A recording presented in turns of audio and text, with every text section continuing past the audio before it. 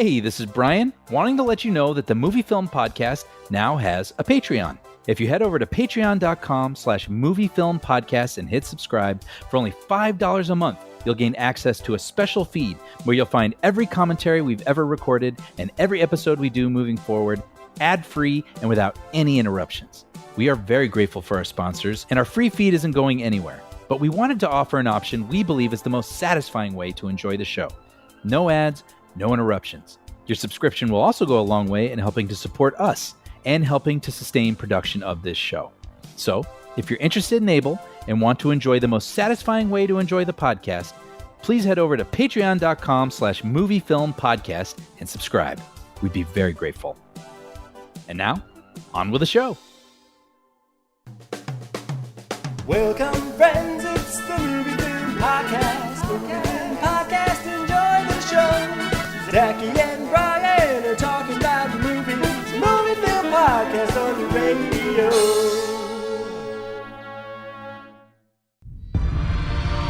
I'd like to talk to you about a fresh start on a new world. You are not in Kansas anymore. You are on Pandora. The concept is to drive these remotely controlled bodies called avatars. You should not be here. I need your help. Quaritch is rolling and there's no stopping him. We're going up against gunships. Well, I guess we better stop him. Avatar. This film is not yet rated. Welcome to a movie film commentary track. My name is Zachy Hassan. I'm here with Brian Hall. Hey, how's it going, Zachy? Brian, have you ever woken up and wished you belonged to the Omaticaya? Yeah. You know what's funny, though? Those dreams, I can't tell which is the dream and if my reality is more the dream itself. You know, it sounds to me like you wish that you were Turuk Makto. Well, as I'm fumbling lines from the movie over here that I'm trying to repeat, I actually thought about Googling things in Navi for this opening to try to say to you. And now I'm like, oh, he did it. Damn it. I could have kept up with him. You know, Awa is very disappointed in you. That's all I know. What else is new? Hey, we're going to talk. Yeah, go ahead. No, you know what? I'm going to save it because we've got plenty of time ahead. I'm going to keep this brief. Yeah. We got some time to fill. We are watching Avatar, the 2009 film that made almost $3 billion since its release. So this is the most beloved, not beloved film of all time. It's a case study, right? Yeah. I'm endlessly fascinated by the more than the film. I'm fascinated by the discourse by all the people every few years who are like, nobody cares about Avatar because it hasn't left any cultural footprint. And I would disagree with that assertion, if only because it has left the cultural footprint of people wondering where its cultural footprint is. That's pretty good. Yeah. You know, we got Avatar Fire and Ash that's due out in the weeks ahead as we're recording this. And I thought, hey, you know, what better time than right now to visit that magical far off land of Pandora. I'm excited because this isn't a movie I've watched a lot over the years. So this was kind of I remembered a lot of it. Yeah. But you know, it was still kind of fresh watching it again this week. So I'm excited to have this conversation with you. And certainly, I mean, you know, we do try to let movies ferment a little before we give them the old commentary treatment. And there's something to realize, oh my gosh, this movie is 16 years old already? Yeah. Right? Wild. I mean, when we started doing this show, it was a mere 3 years old. Mm-hmm. And back in those days, we spent a big chunk of the early, and not even like the first 2/3 of this show's life being like, Avatar sequel.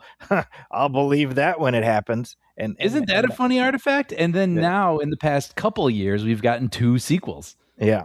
So, you know, never bet against James Cameron is the takeaway. Yep. But we're watching the theatrical version, by the way, we should say. Oh, right. Yeah, there's like an extended cut, and then there's like the super duper extended cut, and we're watching neither of those. But for the purposes of backdrop on this, I watched the 3-hour version. Did you? Oh, I considered it, but I didn't. Yeah, I was like, I watched it, and I was like, well, I mean, if I figure I'll be able to notice the differences and, add some context to the discussion that we're having. And then I was like, have I seen this before? And I think I have, but I don't remember because, they re-released the movie in theaters a few years ago. Anyway, we'll talk about it. Yeah. For this, if you want to watch along with us, we're doing the theatrical cut, the 2 hours and 42-minute version. Yeah, please create a Halo with us. And let's go for a ride on an Ikran. You see, you got this. You got this. You sound like one of the people. All right. So we're gonna get started right this moment, Brian. Mm-hmm. So we'll do the usual thing. We'll go 1, 2, 3, play. Again, if you want to watch along with us, you can. If not, we'll certainly try to keep the conversation interesting enough to have you engaged for the entire almost 3 hours. So let's do this. Ready?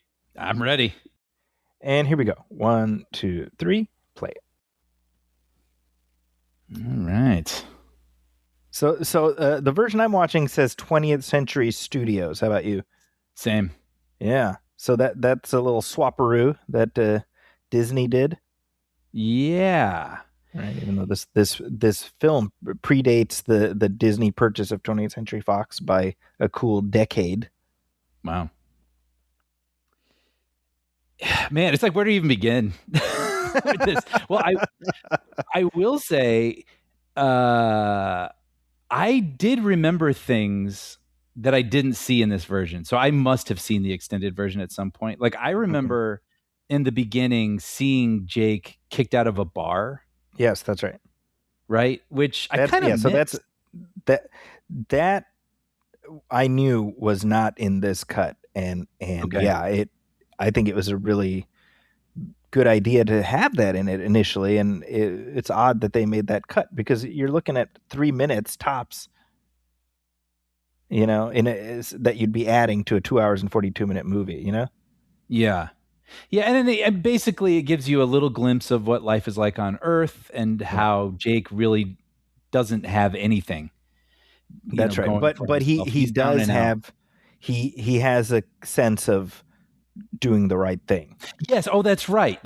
Yeah, he's like doing something kind of noble, like defending someone or something, right? Yeah. So there's a guy who's beating up on his girlfriend in a bar, and Jake, who is in a wheelchair, intervenes and ends up getting tossed out.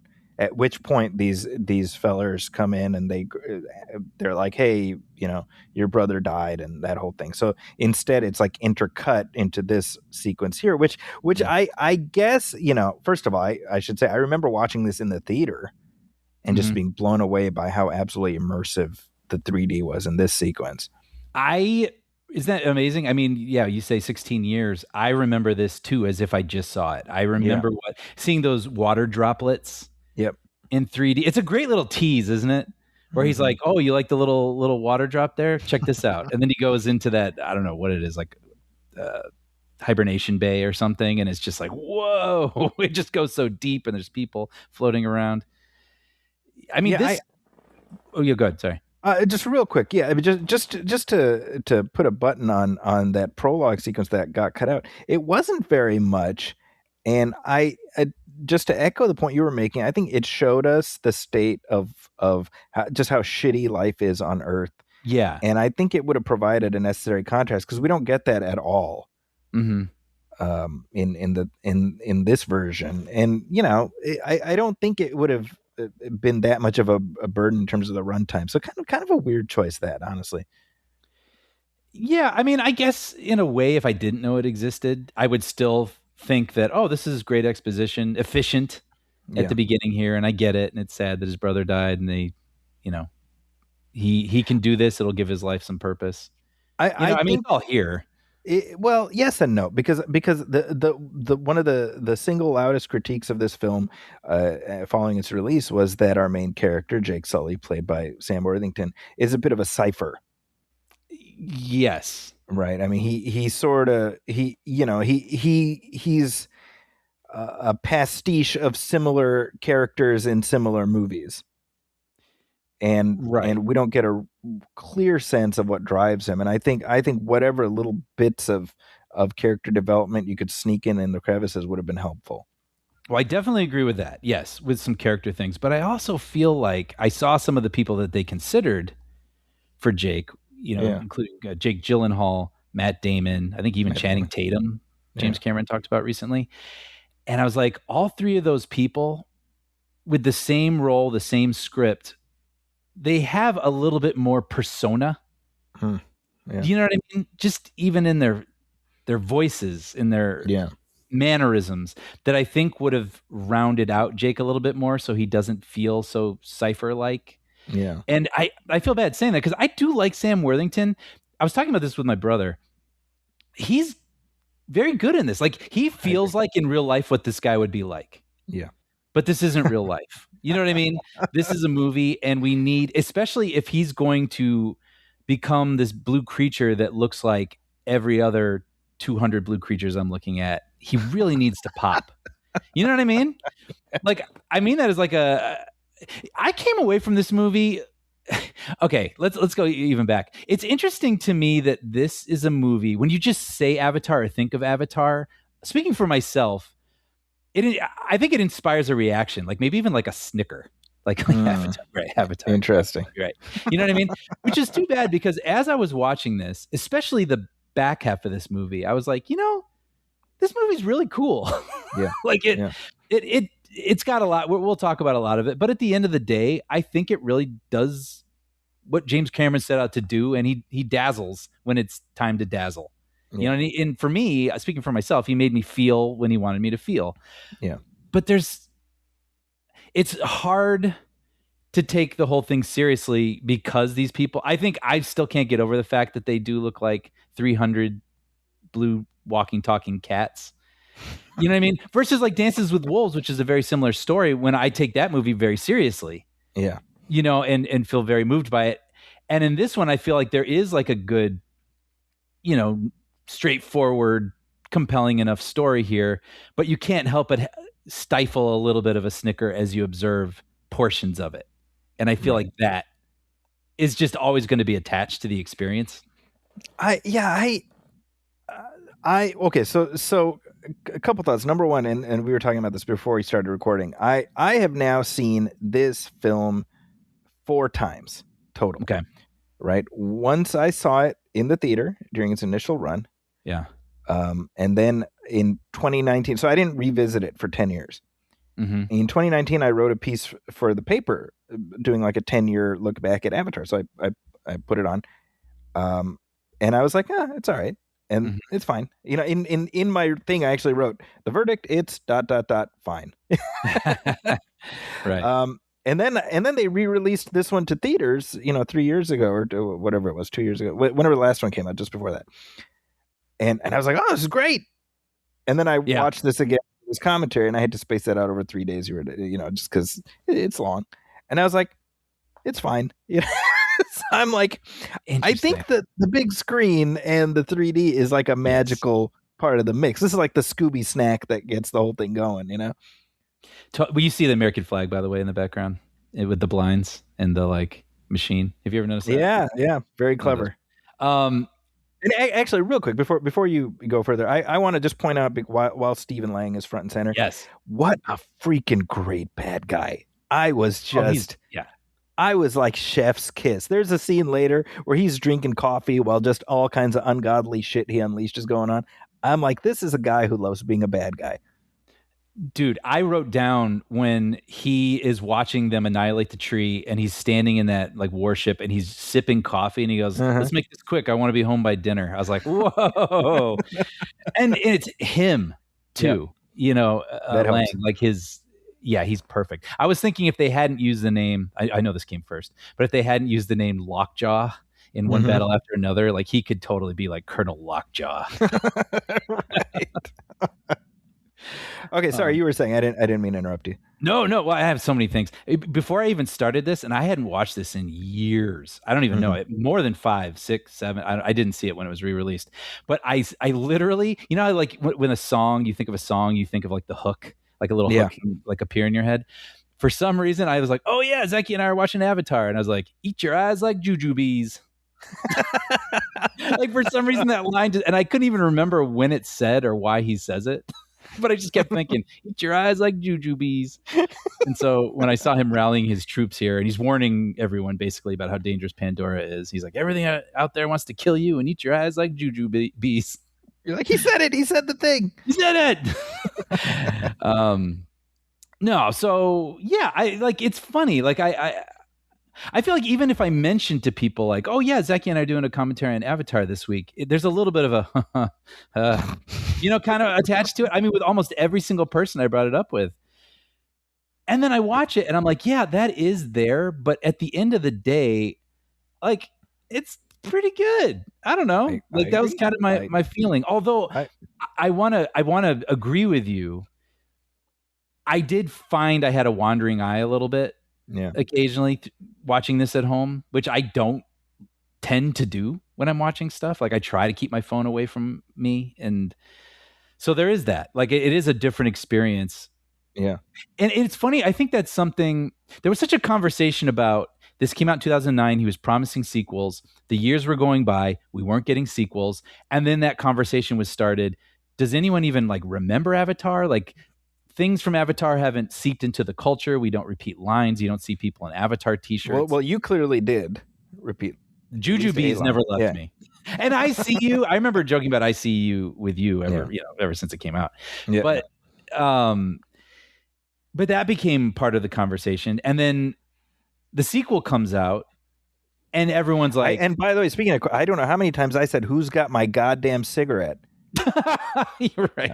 I'm just joking. Which, by the way, I read that cigarette is CGI. I don't know if it's a prop and the smoke is CGI or something, which I thought was amazing because I didn't notice, which reminded me, I watched the latest 5th season of Stranger Things recently, and Winona Ryder is smoking the most obvious CGI cigarette I've ever seen in my life. And I was like, wow, how funny. We've regressed in our CGI cigarettes. But no, just what I'm basically trying to get at is what we have learned. So the sequel comes out. Everyone's like, there's no way he can do this again. We've had this conversation for over a decade. These movies don't last in the consciousness. And he's like, the only way this movie can be successful is if it becomes the biggest movie of all time. And everyone's like, you shouldn't say things like that, Mr. Cameron. And then it becomes, the most successful movie of all time or second or whatever it is. And so I think then we all had the realization these movies rock in theaters. Yep. And we don't take them home with us. We don't watch them on Disney Plus. Yeah. But when the next one comes out, we're all going. And that's not even like dismissive. It's like, that's what these movies exist to do for us. These are theatrical experiences we will all go and enjoy together and make it the 3rd highest grossing movie of all time or whatever. And then we will move on from it until the next one and we go back to the theater, which is what other movie exists like that? That's what I'm saying, man. I mean, it occupies a very specific space. And you and I are well established in terms of wanting the theatrical experience to remain central to movie going. And while it may not remain central, here's at least one thing that is central and that will get people going into the theater, And I mean, that's strangely, that was kind of what Spielberg and Lucas predicted several years ago, right? That the theater going would become more niche and it would have to be these big event type movies that would actually get people out of their homes versus being willing to check out some sort of budgeted drama or something. And it feels like as that's becoming more and more true, it may be less, it's a Godzilla or whatever. Mm-hmm. Those are in the mix now, but those might even become more like HBO Max exclusives or something. And it's going to be the avatars. The like, no, you go to the theater for this, and that's where this thing is the thing and what it's for. And you know what I mean? Well, yeah. I mean, when you've got an 85-inch TV high def at home, it gets harder to justify, getting something that different from theatrical. But I mean, again, Avatar, when you're doing the IMAX. 3D. I mean, it's unique, Totally. Here's Giovanni Ribisi as Paul Reiser. Oh yeah, yeah, you're so right. It's Yeah. well, one thing we can tell about James Cameron, he has certain storytelling, peculiarities. One of them, he's not a fan of big corporations, Right. and I respect that. Yeah. Yeah. I mean, this is one thing that becomes very clear to me watching this film is that it's very earnest, Yes. and its heart is very much on its sleeve about where its loyalties are. This is not, it's not particularly subtle, No. right? And that was the critique it took a lot of back when it came out. Like, oh, it's Dune and Fern Gully and Dances with Wolves and da da da da, fill in the blank, right? John Carter, even though that came later. But what you realize is that this, for a lot of folks, this is their first that story. Mm. And so it needs to kind of be at that level because it's making a broader point, and I think an important one, Mm-hmm. right? Because it's about valuing nature and recognizing how we're all connected. I mean, that's good. We don't have to be on Pandora to love the earth, right? Mm-hmm.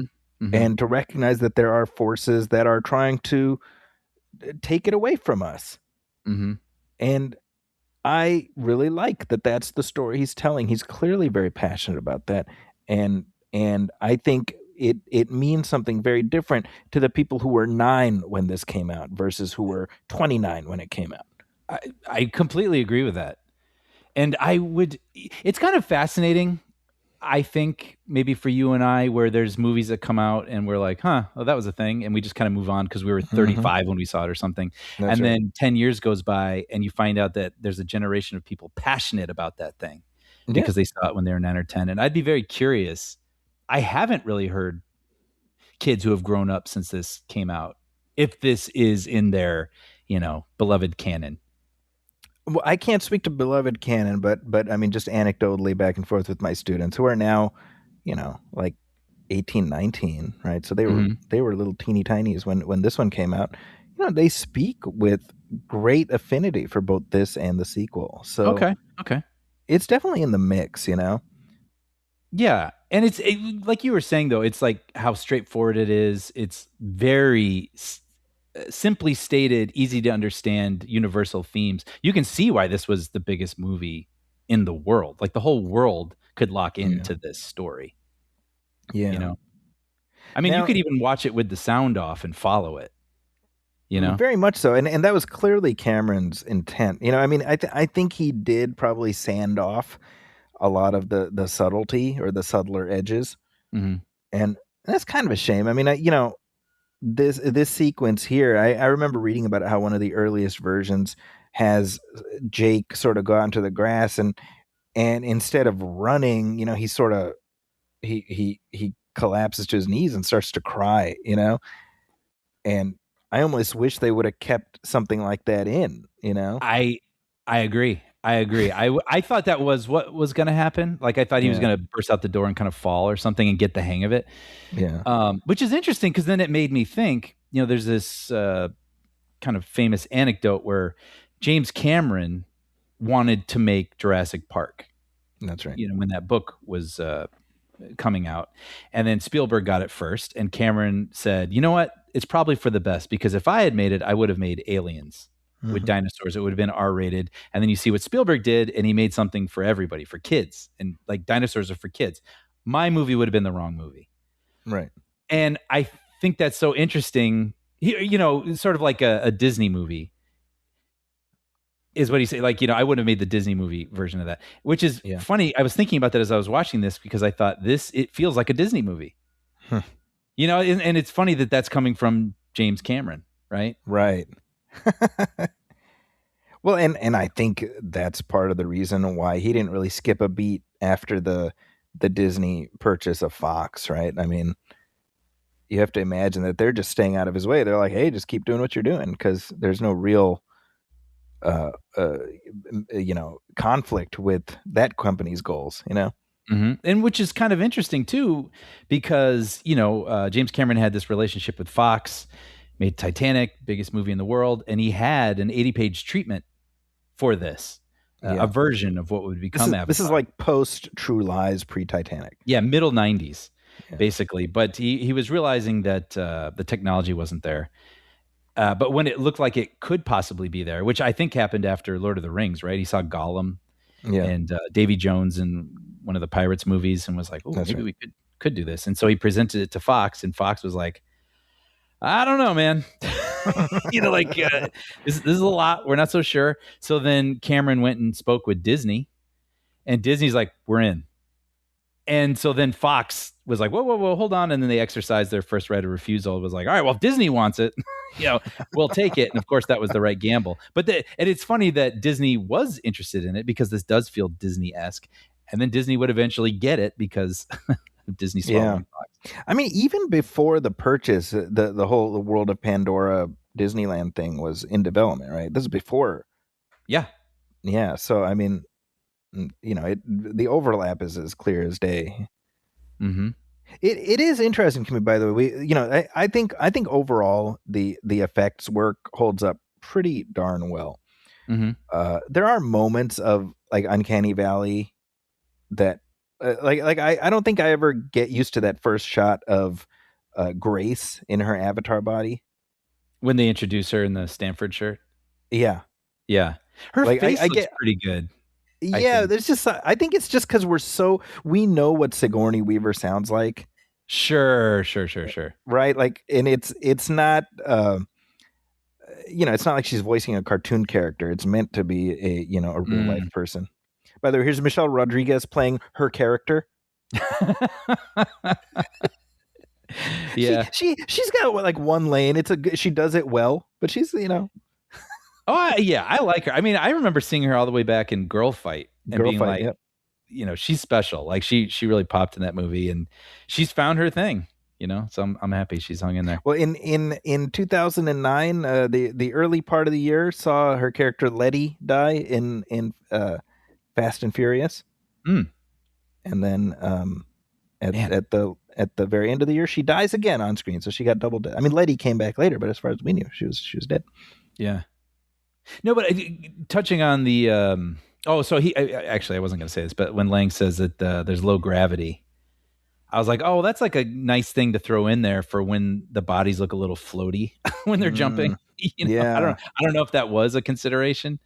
We talk about that sometimes with visual effects where they can miss a little bit of the heft. Mm-hmm. Like when you see a CGI car crash into something, like in my head, I always think like it's missing the ka-chunk that you would feel or sense when you see a real car hit something. And sometimes they nail it and you're like, ooh, they got the ka-chunk. But yeah, to your point, I think sometimes when they leap and land on things, you can sense the lack of connection between the characters and the things they're touching. And then like when they're holding ropes or when they're being bound by things, you can kind of... Yeah, because you can't exactly articulate gravity in a computer, it like... So the weight of movement, sometimes it's tricky. Yeah, and I mean for this, that's the thing too. I wish I could go back to my 2009 eyes because I do remember being blown away by this, and I feel a lot of it is still mind blowing. For me, I think when it's nighttime, it's a little less successful, but whenever it's daylight and you see those trees and there's some sort of haze going on, and you see the military vehicles in the air, and even like you can see more of the pores on the Navi, all the daytime stuff. I'm like, this still looks incredible. No, it holds up remarkably well. Yeah, I mean, they busted their ass back then to sort of have the movie stand the test of time, and I think they succeeded. Yeah. Actually, speaking of 2009 eyes, I'll tell you one thing. I distinctly remember watching this opening night, and this part right here, I was like, oh, okay, this is how the movie is going to end. Introducing this vehicle. I was like, oh, so Quaritch is in his avatar and Jake is going to be in his avatar and they're going to have a throw it. I was like, right here, when he does that, I was like, oh, that's the ending of the movie right there. Wow. That's pretty good. It's pretty good. I remember very distinctly being like, mental note, let's put a pin in that and we'll come back to it, That is really funny.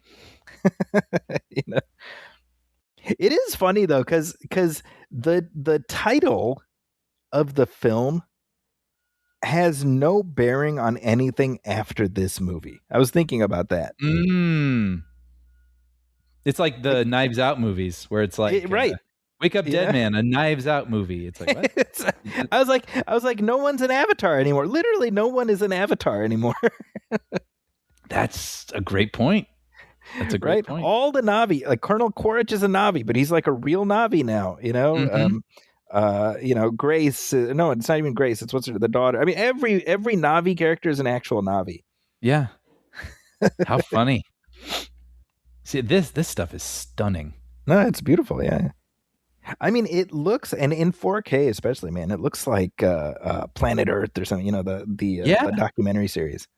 But I mean, the creatures look good. But even like the Na'vi here, or I guess they're the avatars. But this stuff, like I mean, the misty trees amazing. And everything, this looks like you said, it looks like the Earth documentary. But I don't know, something about the characters in sunlight really makes it look amazing. Yeah. And then I feel like they become a little more cartoon looking when it's dark. When you've got like the luminescence at night and stuff. You know, I think partly because you know the sunlight forces us to view it through the lens of what we know, what's familiar. You know, it's a great point. Yeah, and it has to be animated that way, and then you know it becomes a CGI wonderland. And it's beautiful to look at, but yeah, it feels a little more unnatural. Yeah. Well, kind of interesting. I mean, speaking of, you know, the bioluminescence, nighttime look of the planet and even the characters themselves. I mean, all this stuff came from dreams, which is a familiar story with James Cameron, right? Like he imagined the Terminator coming out of like rubble in a nightmare, like a fiery rubble. And he's like, what is that? I want to have whatever weird spicy sushi or whatever shit he's eating. Well, I was going to say, so he, as a kid, had a dream about like a bioluminescent planet where when you took steps, it lit up beneath your foot. And then his mom, he says, had a dream about a 12-foot tall blue woman with 6 breasts. And so then he was like, well, the breast didn't work, so we got rid of that. But like, not a bad dream, huh? And I was like, yeah, the Camerons have very profitable dreams. Jeez. You know? Meanwhile, my mom has dreams where I'm not a disappointment to her. So. Right. And then she wakes up. No.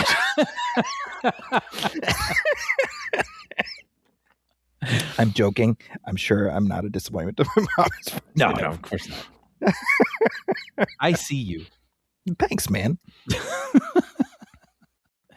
See the Na'vi Grace. There is something uncanny valley about her more so than any of the other ones, and I don't know why that is. You know what's strange though is I will say she's the one that looks most distinctive, more so than any of the others, and she has a little bit more of a human nose. Maybe that helps me identify her more as Sigourney Weaver. Whereas, yeah, I don't know. I feel like it doesn't help that they look so similar and that they don't act very different from one another, the Na'vi. Yeah. And then it makes me think of the sequel. I remember that he has these kids and they're like the main characters in those. And, you know, I saw the movie, I enjoyed it enough, but I don't remember any of them or their personalities. You know, so it's not like I'm looking forward to seeing. You don't remember Loak? Yeah. You know what I mean? So it's exactly, but I'm eager to see the new one because I know it'll be an experience. But it would be nice if I could lock onto these characters better than I do. So Jake Sully, kind of an idiot, huh? Just touching everything. Yeah, I'm like, hey, stupid. Why don't you just like hold back slightly? Like carry yourself with. I mean, he's supposed to be a Marine. He's not a moron. Right. Actually, that would be kind of interesting. Yeah, if he was just like the dopey brother, like he was Uncle Buck. You know what I mean? Whoa, that's the movie I want to see, where Uncle Buck gets called, but his scientist brother got killed, so he has to go. And then they play "Wild Thing" by Tone Loc in the trailer. Whoa, everything glows. Playing the drums on things. I think Coming this Christmas. I'm in, man. Yeah. I think the first, whatever, however many minutes of this movie we're into, a lot of it is like the throat clearing, because when you think about it, like the whole business of what the avatar is and how it works and the DNA and everything, they speed ramp past it as much as they can. Yeah. Because it's all a bunch of argle bargle. Yeah. And it's just, you got to figure out how to get Jake into this body. Why does, but it's not his body. They made it for his brother. And so he's not the, that's all the stuff that you just have to get past, which, going back to what I was saying earlier, makes it even more funny to me that the movie is called Avatar, because it is kind of like a generic nothing of a title. Yeah. You know what I mean? I almost feel like they should have called it Pandora. That would have been a better title. Yeah. Well, and then for the sequels, like you were saying earlier, certainly Pandora, Fire and Ash. Yeah, Yeah. I don't know. Maybe the music service wouldn't allow it or something. Oh, that's a good point. Yeah. I have no idea. Well, speaking of music, one thing that really did stick out to me this time was how much I miss James Horner. I had the same feelings. He is just, man, talk about someone like you just hear a few notes from the man. Yeah. And they just, I don't know, chills. He really, he's so good at sweepingness. Yeah. I think of, obviously Titanic, Braveheart, Rocketeer. Mm-hmm. You know what I mean? Like he just captures grandeur and sweepingness and, I don't know, majesty so well. Yeah. I just, oh gosh, I miss him. Yeah. I because he did not do the music for, well, either sequels, but I think he had started writing music for the first one. But I mean, obviously, not at all involved in the most recent one, which I have seen and you have not. We should mention as a little stick pin in time here, and having just seen the third one back to back with this one after, I'm like, man, he's really missed. Oh, really? Okay. I mean, not even like, I don't mean that to sound like a ding on the new movie, but I'm just like, the score doesn't do what this one does for me, I do remember, as someone who maybe saw the movie twice, the first one, then saw the sequel. Yeah, I do remember hearing like the 4-note theme, the da, da, da, da, da. Well, that's more than 4 notes. Yeah. But I remember thinking, like, oh, I'm back in like a place that I enjoy. Yeah. Like, and I give that credit to Horner. He created something that I enjoyed hearing and that made me feel like I enjoyed being there. It gave me an emotional feeling. Yeah. So just, well, that is in the new, and you'll definitely hear that. But James Horner was what really was singular. He's been gone for 10 years now as we're recording this. Wow. Jeez. But yeah, but I think along with what you're saying, it's not just the themes, and the themes are great, but it's the music that's in between the themes also, like the underscore. Yeah. The underscore. And you even hear a little bit of Alien in this, where you hear that what sounds like someone hitting a steel anvil. Yeah. Oh, yeah. Ching, ching, and it just gives you this real like sense of urgency. And yeah, he was one of the masters. Yeah, I remember, and James Horner was known even when he was alive for, he would reuse many of his motifs, Mm-hmm. And at the time, you'd sort of nudge him good naturedly about that. And now it's like, that's that thing that he did all the time and nobody else did or does, so mm-hmm. You miss it even more, And I love how it makes me feel. Yeah. Like there's this one, it's like, he has this one. Oh yeah. The horn. Yeah. Yep. Yeah. You'll hear in any movie he scores, you'll hear that. Yep. It's so funny. I'm admiring, what are we, 30 minutes in? Just about 32 minutes in. Just the efficiency. You were talking about it earlier, but just how quickly, there's a lot to explain, but they do it as efficiently as possible. I get it. And he's already in his avatar and he's on a hunt and it's like 20 some minutes in. Like, that's pretty great. And then, I don't know, just watching this with the sound off and, seeing this warrior about to, shoot Jake, but then these magical little fluffy things come down and land on the arrow, like telling her no. Like it's making me feel something. It's like I got to give the movie that. Like it's still somehow can't shake a little bit of a silliness. This movie, but it also works. I agree. And by the way, those magical fluffy things, they're called Telu, by the way. Stop embarrassing yourself. Please don't. Do you have something like open in front of you? Like, yeah, I just pulled it up. It's amazing. Excuse me, Brian. But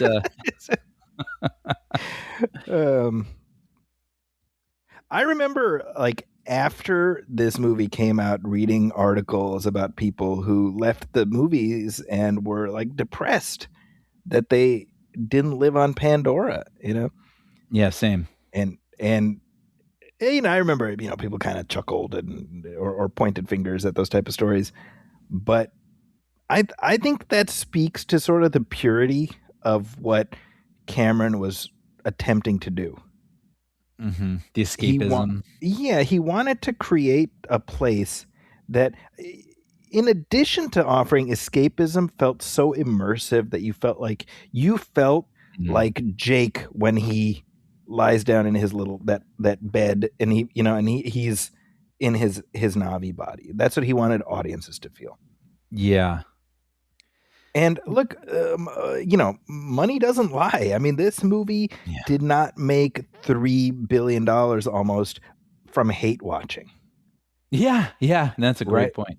Like, you have to look at that. It's one thing if the movie tanks. You say, okay, well, it didn't succeed. No, you make that kind of money because people are going back again and again to watch it.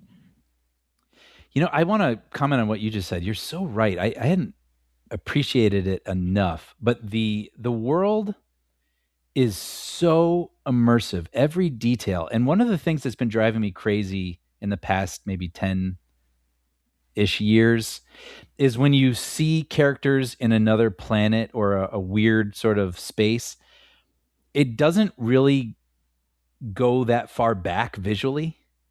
Right. Like, I mean, one of the first examples that comes to mind is Rise of Skywalker, when Rey is in the Emperor's arena, and it's so vague. Yep. The space that she's in, it's all dark and shadowy, and almost like they didn't quite know what they wanted to put there, and then just decided, what if we didn't put anything? And I know this isn't a great example, but I think of Deadpool and Wolverine, where they're in that wasteland, and which it is a wasteland, to be fair, but it also reminds me of a lot of these settings we see now that are dropped in through visual effects, that our characters are wandering through on other planets, where it's just kind of nothing. Yeah. You know what I mean? There's not a lot of texture or detail or anything behind them. It's just, it's very vague. It's more like a color that they're wandering through, like a ground and sort of a out of focus, background. And this feels like a place that I can imagine walking through. I can close my eyes and picture what it would be like to walk on those branches and the vines and all of that, Well, and see, I think what that gets to is how deeply you think through the fantasy environment your characters are in, right? Because you could be like, everything these days, they're not shooting on real location. Everything's on a green screen, right? Well, I mean, this is obviously a green screen too, right? But as what I read is that Cameron took, Zoe Saldana and Sam Worthington to Hawaii, and they were just traipsing through the forests to get a feel for what that's like, And we know he's so detail oriented that he would really want all of the footfalls and everything to really have to have some degree of physics behind it, and I think unfortunately we're in a time now where there's a sense of like, just have the CGI artists do it, and without giving them the proper runway to really execute maximally, right? I'm glad you said that, because there's nothing wrong with the visual effects or the visual effects artists. It's a lack of thinking things through. And it's like, well, what's back there? Like, I don't know, fill it in. Whereas James Cameron, like, this place exists in his mind. And obviously he has, the cachet that he has, where he could have Fox pay him for 18 months just to develop a world, and hire artists to come up with all these things. Not everybody has that luxury, but his passion for this and the proof that this has existed for decades in his mind is all on screen here. That's really, I think anybody who signs up to work for James Cameron knows what they're getting. Mm-hmm. And he's going to be exacting, but I mean, to his credit, he holds himself to a high standard in terms of the movies that are put out there. Yeah. I heard tell that like he kept a nail gun on him, and if anybody's phone rang, he would nail it to the wall. And I'm like, what kind of freaking dumbass person would show up on, of all sets, a James Cameron set without your phone silenced? Yeah. I've heard stories about, they make crew t-shirts that are just blocks of text of all the insults that he lobbed during the entire shoot. And they're not even like, clever or creative. They're just like, what effing idiot, they're just very mean, but it's like, people are like, yeah, James Cameron. He's just one of those people that can kind of get away with that.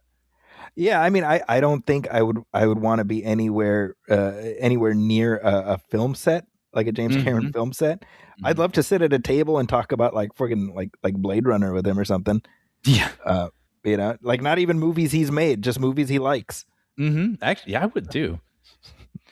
And as I said before, I'd be like, so Jim, what do you think of Stockton Rush? And then I just kind of lean back.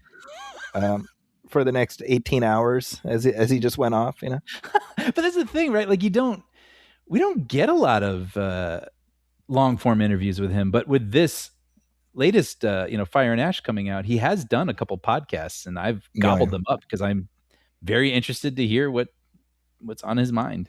Yeah. That cracked me up, by the way, where these like magical creatures are like choosing him and being like, you are the chosen one. And he's just flicking them away. Like, stop it. Like that cracked me up. Anyway, sorry. I had to point that out. What was I saying? Yeah. I think that, the desire that he has to give all of this authenticity is it's reflected in sort of the exacting nature, and I think that's part of why 15 years later we're able to look at this frame right here and say it's a beautiful frame and it still holds up. Mm-hmm. They didn't cut corners, and that makes the difference. Yep. It's somewhat ironic because the first time I ever heard the phrase pain is temporary, film is forever was attributed to Peter Jackson on the Lord of the Rings trilogy. Oh, interesting. For me, it was Zemeckis.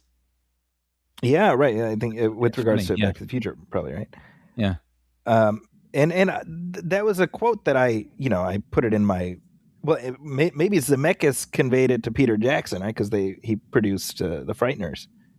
Oh, interesting. Oh, interesting. Yeah. Right. But anyway, I remember that quote as something like, you put in the effort at this stage. It's hard, but I mean, this is a movie that's going to live forever.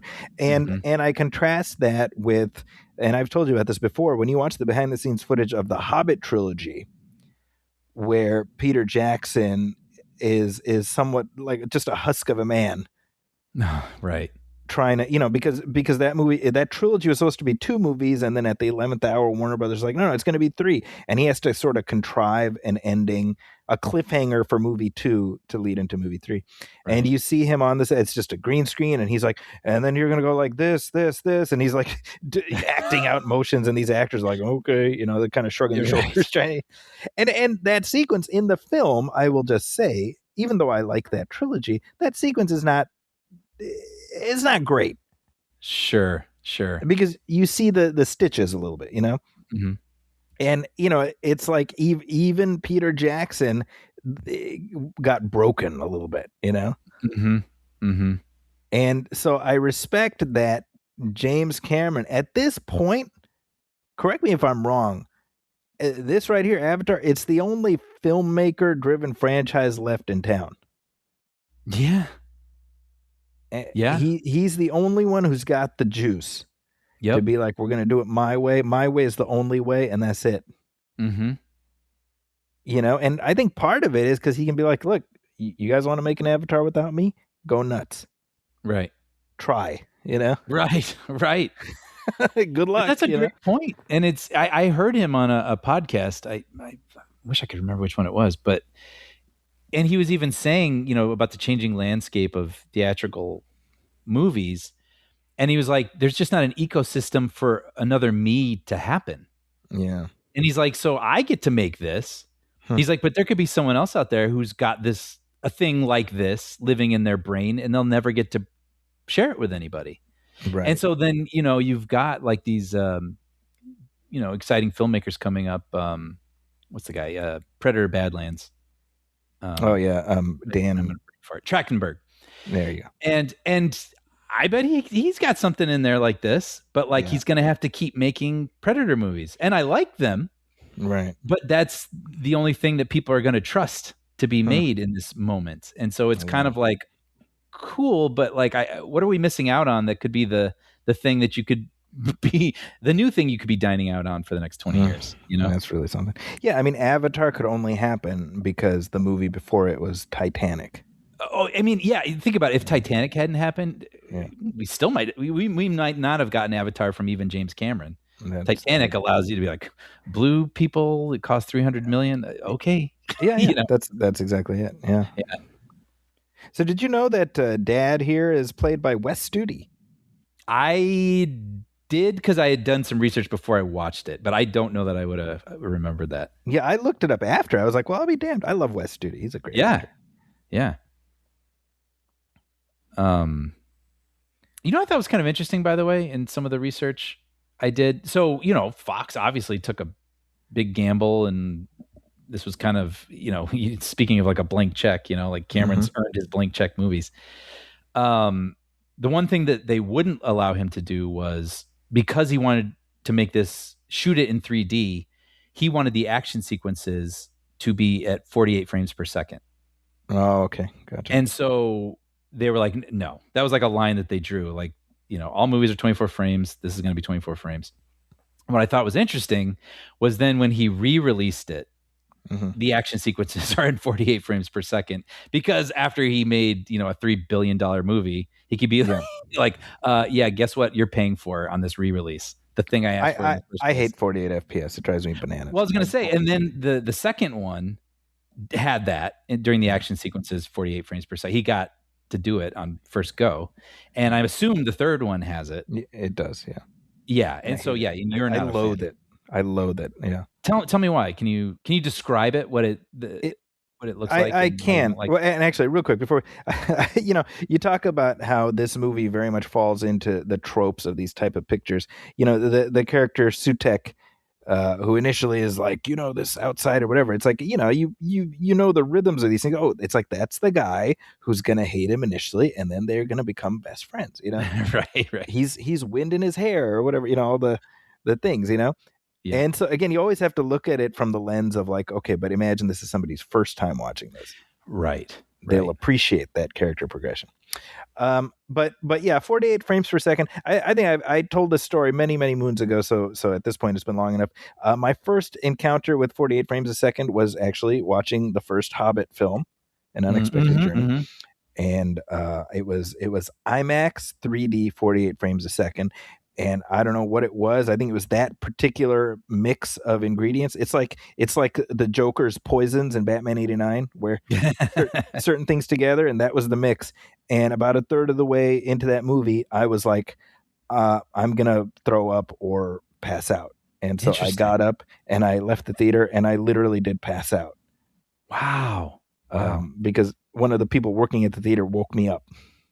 Really? So you were like, did you not for long, maybe for maybe 30 seconds, if that.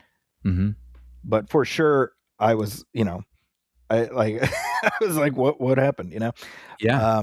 So that's obviously that's like a data point where bad mix.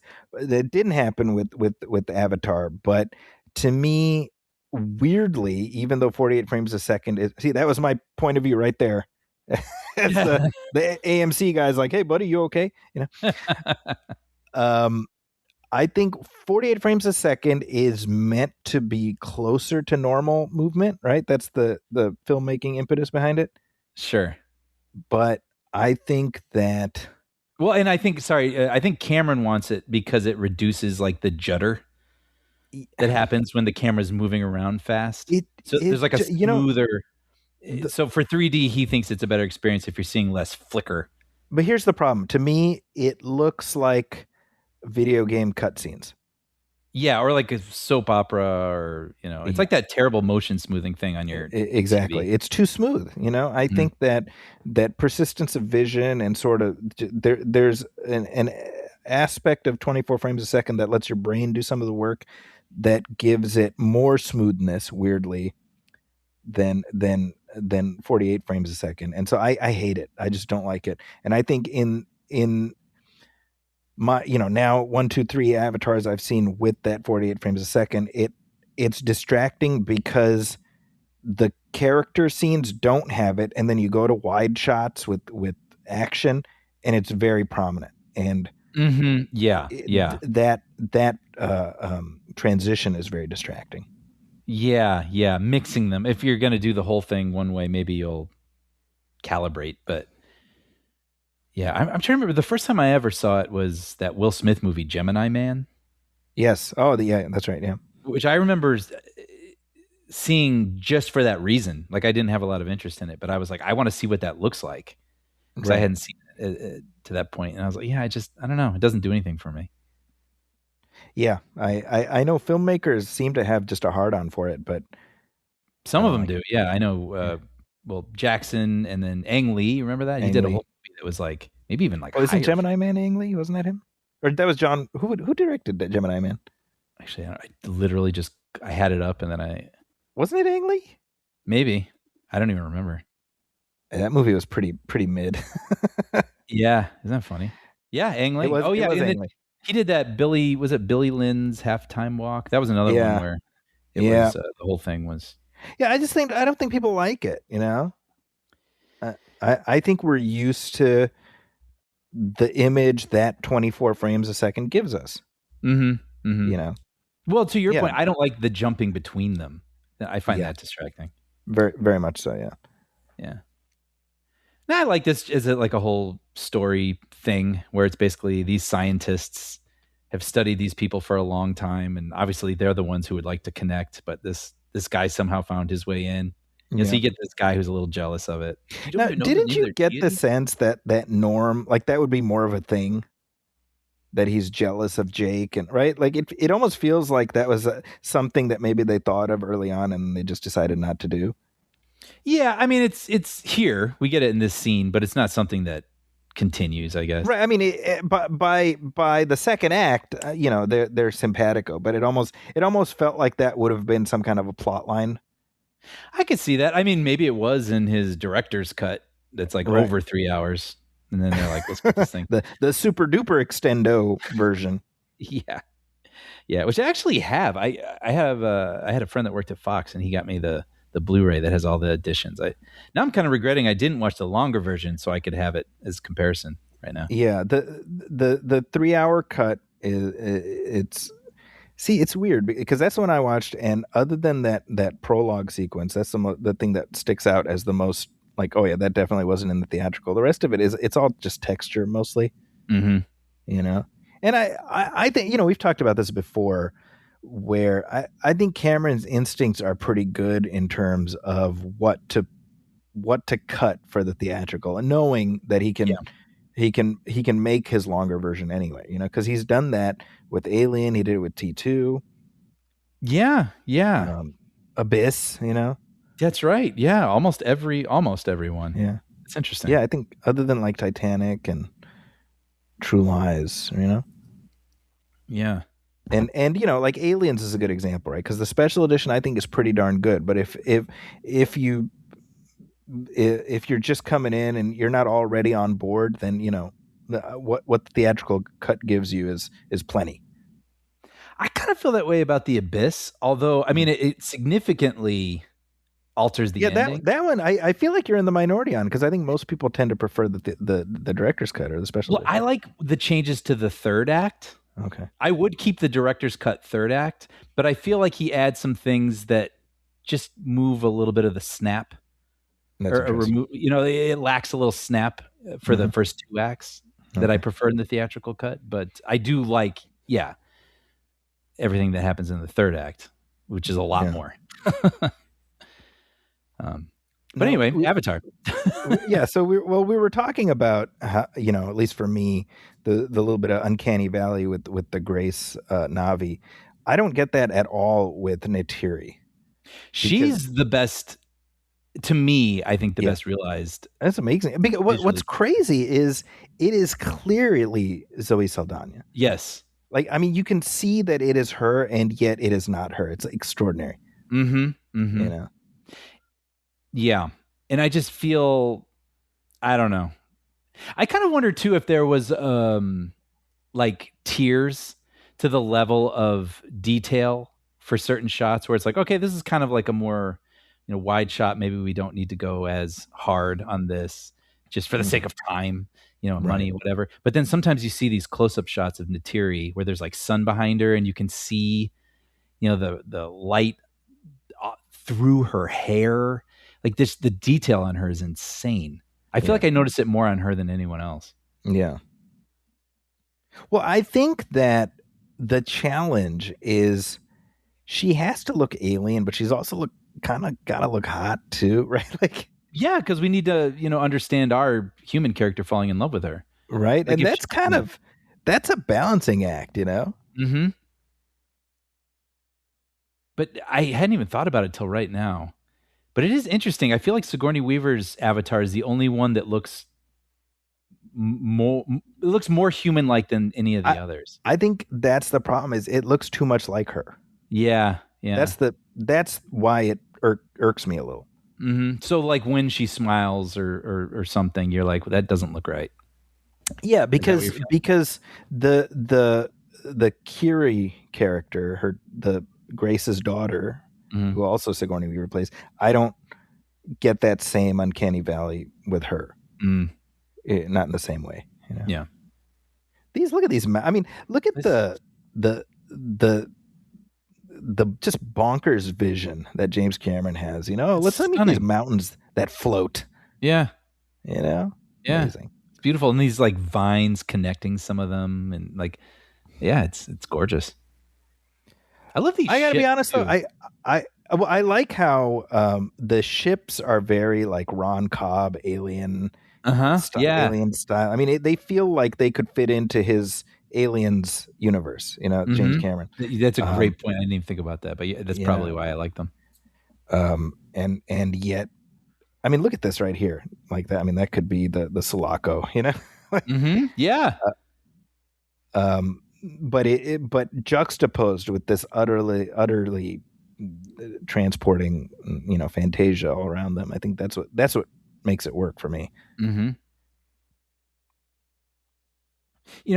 This was actually there was two things I was going to bring up. Well, I'll bring this up first. I always find it fascinating when new languages are created for films. Oh yeah, like that's wild. Like that just feels like a lot of work, coming up with, I don't know, sentence structures and certain words and how to pronounce them. And so they brought in a linguist for this movie and created the Na'vi language from scratch. I don't know. I just find that kind of amazing. Yeah. And they do that for a lot of films, but Lord of the Rings, right? The Elven and everything. But, that's right. I don't know. And so I just think it's one thing to make a movie and it takes place in Japan and you learn some Japanese words. You're like, oh, I know a few of these words, and you kind of can build off of that. But here it's like, this just comes from absolutely nowhere. And you've got to learn all this language and then have someone tell you you're doing it wrong. Right. I don't know. It's always impressive to me. And I was reading too when they were considering it. They came up with about 1,000 words, and they were like, Cameron's order was, and it has to sound nice to the audience. You know what I mean? So it's like, just now go get to work. yeah, like something that's pleasing to listen to. I don't know. It's interesting. There's one bit of backstory in the special edition that I thought was, I don't believe it's in this. It's where Grace talks about how Neytiri had a sister. Oh, and she taught both of them. Like, that's why she said Neytiri and her sister were like two of her best students, and the sister was killed by the Marines or what have you. And I'm like, I definitely, I understand cutting it probably just for the sake of pacing, but I also think as a bit of backstory, I think that's helpful just in terms of broadening out the world before we get here, Mm-hmm. This stuff all looks amazing. It's fantastic. Yeah. And I mean, she looks, I was talking about, heft and weight and things, like the way that she's positioned on that thing and soaring through the air like that, it looks very good. Yeah. And this was one of the first times I remember reading about, and maybe it was developed for this film, but Cameron had a virtual camera system. Okay. Where he could, I had read that the acting portion of this was captured in like 31 days. Because why not? Right? Yeah. Like, you don't have to set up shots. They're literally just in like an open area in these capture suits. Act out the whole movie. Then you have the data, put it into a computer. Then Cameron goes in and crafts. Well, let's make this a close up. It just, he's got all of it. It can be anything he wants. So he can choose, let's swoop around this. Let's look at this from behind. Let's put the camera up high over here, just with everything he's already captured in the 30 days. But when he was there capturing that stuff, he had a virtual camera system where he could look through the camera and see what the actors would kind of look like in a rudimentary way as their characters, but also see forest behind them, like fill in the background. He said it was like a big, powerful game engine, where like, amazing. So he could get an idea of what it would look like if they were in a big open field versus, they're on top of a mountain or, Yeah. But I feel like I've seen that since, but I think that might've been something he developed for this. Right. By the way, one effect that doesn't get commented on nearly enough is how they made Jake's legs look, Atrophied, emaciated, emaciated. Yeah. Very subtle effect, but effective, Yeah, I was reading that they found someone who didn't have use of their legs, who was kind of the same build as Worthington, and they like made molds. Wow. And so Worthington, his legs are like hidden in the wheelchair. He's in a wheelchair, and then they have the prosthetic things. That's great. Yeah. Yeah, it's effective for sure. And that's the thing. I forgot about that component, by the way. Sorry, I'd forgotten about that component where he's someone, who's lost the ability to walk, and then through this experience, he's able to, walk and run and jump again. Like that. That's just like a component I'd forgotten about his character. Yeah, and they established that early on, where if you have the means, then you don't have to be crippled, and Colonel Quaritch says, you function as our Trojan horse, then, you'll get your legs back. Mm-hmm. And that's where I think having, showing that the prologue sequence of how shitty life is on Earth, where I think that would have been helpful just in terms of really cementing for Jake, like, okay, I get my legs back, but what kind of life do I want to live, Mm-hmm. Interesting too, the subtle differences between the avatars and the true Na'vi, where the Na'vi have less fingers. Yeah, right. Like the avatars have 5 fingers on each hand, and they have eyebrows. The avatars do, right, but the Na'vi don't. See, I also think it's interesting that it's not meant to be like they're hiding who they are from the Na'vi. Mm-hmm. Like the Na'vi, they know the drill, Right. Right. And I was thinking, I was like, I kind of like that because it sort of implies that they're not morons, you know? Yeah, right. You know, it gives them the courtesy of being treated like intelligent people, you know? But to them, are the avatars, is it like if we were to see the guy from Men in Black in the Edgar suit? Like, I'm a human just like you. Let's shoot some hoops. And he's like, like hobbling everywhere. Like, does it? Well, I think it's more like the the little alien guy inside the head, you know? Yeah, I know. Yeah, much better. Yeah. Yeah, all this stuff looks amazing. The way the light's bouncing off of them. So this too for Zoe Saldana, Star Trek was just a few months before this. Yeah, right. So she too had a pretty good 09. Pretty good 09, and just a good career in general, considering like one of her first gigs was Crossroads opposite Britney Spears. Oh yeah, how funny. She's done all right. Yeah. Well, I was curious about Sam Worthington because I was like, had he done something before this, or Terminator Salvation was before this? Well, it came out the same year. That's right. So it wasn't like this, and this was probably shot, I imagine, years before. He got Terminator off of James Cameron's recommendation. Okay, and then he did Clash of the Titans the next year, and I'm sure that was off of like Avatar heat. So this was like kind of a breakout for him. Yes. Yeah. Yeah, and he's never stopped working. He's had a pretty good run, but I mean, he did a movie called Sabotage opposite Arnold Schwarzenegger, which what's his name, David Ayer directed, which isn't the worst movie actually. I think you might enjoy that. Okay. Oh yeah, I'm seeing it here on his IMDb. But this Christmas, if you remember, because this came out and right around the same time with Sherlock Holmes, the first the Robert Downey one, and both ended up doing pretty well. And this is one of those rising tide lifts all boats situations because, it's not like one hit movie is going to swallow up all the oxygen. People are going to go to movies. They'll see trailers for other movies and they'll come back. Like, I mean, it's a good movie going environment for all the studios. And the fact that this movie just played, I think a lot well into 2010, I think a lot of other films ended up benefiting as a result of that. Yeah. Well, and this was, actually help me remember. I mean, so this movie, it was a big deal that this was in 3D.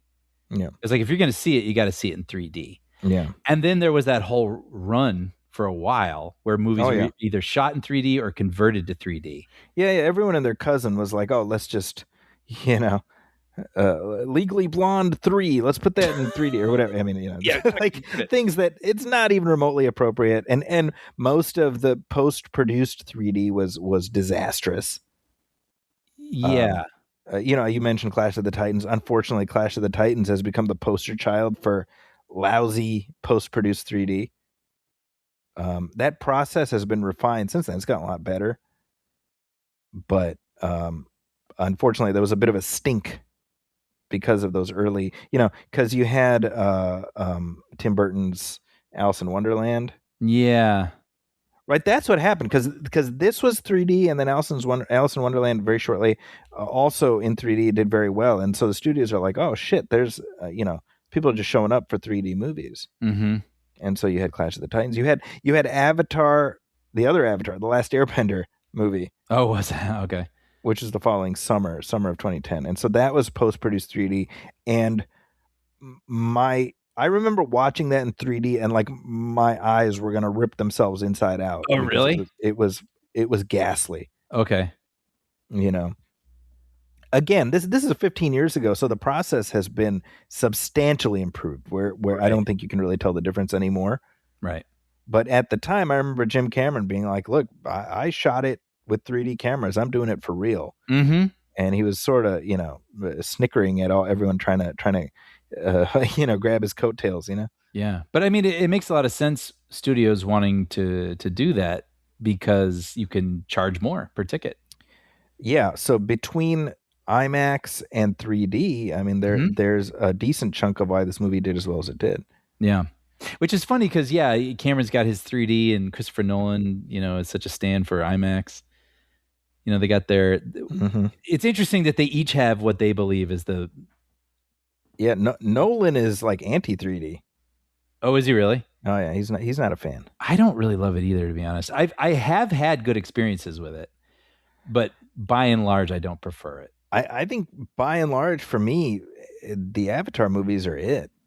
Yeah, You know. yeah. I remember I saw. Oh wow! It just completely slipped my mind. Titanic. Okay. And I was like, this is incredible. Okay. It's and that's clearly post-produced 3D. Post-produced, but it looked amazing, truly immersive. And, you know, anytime you're on the water, it just did this crazy thing where I really felt like I was on the surface of the water looking at things, you know, in front of me. It was incredible. If it came back in theaters, I would, without question, go see it again because it was such a cool experience. And then Jaws, actually, when it came out a couple years ago in 3D, it was really well done. You know, I think those things are at their best when they're not calling attention to themselves.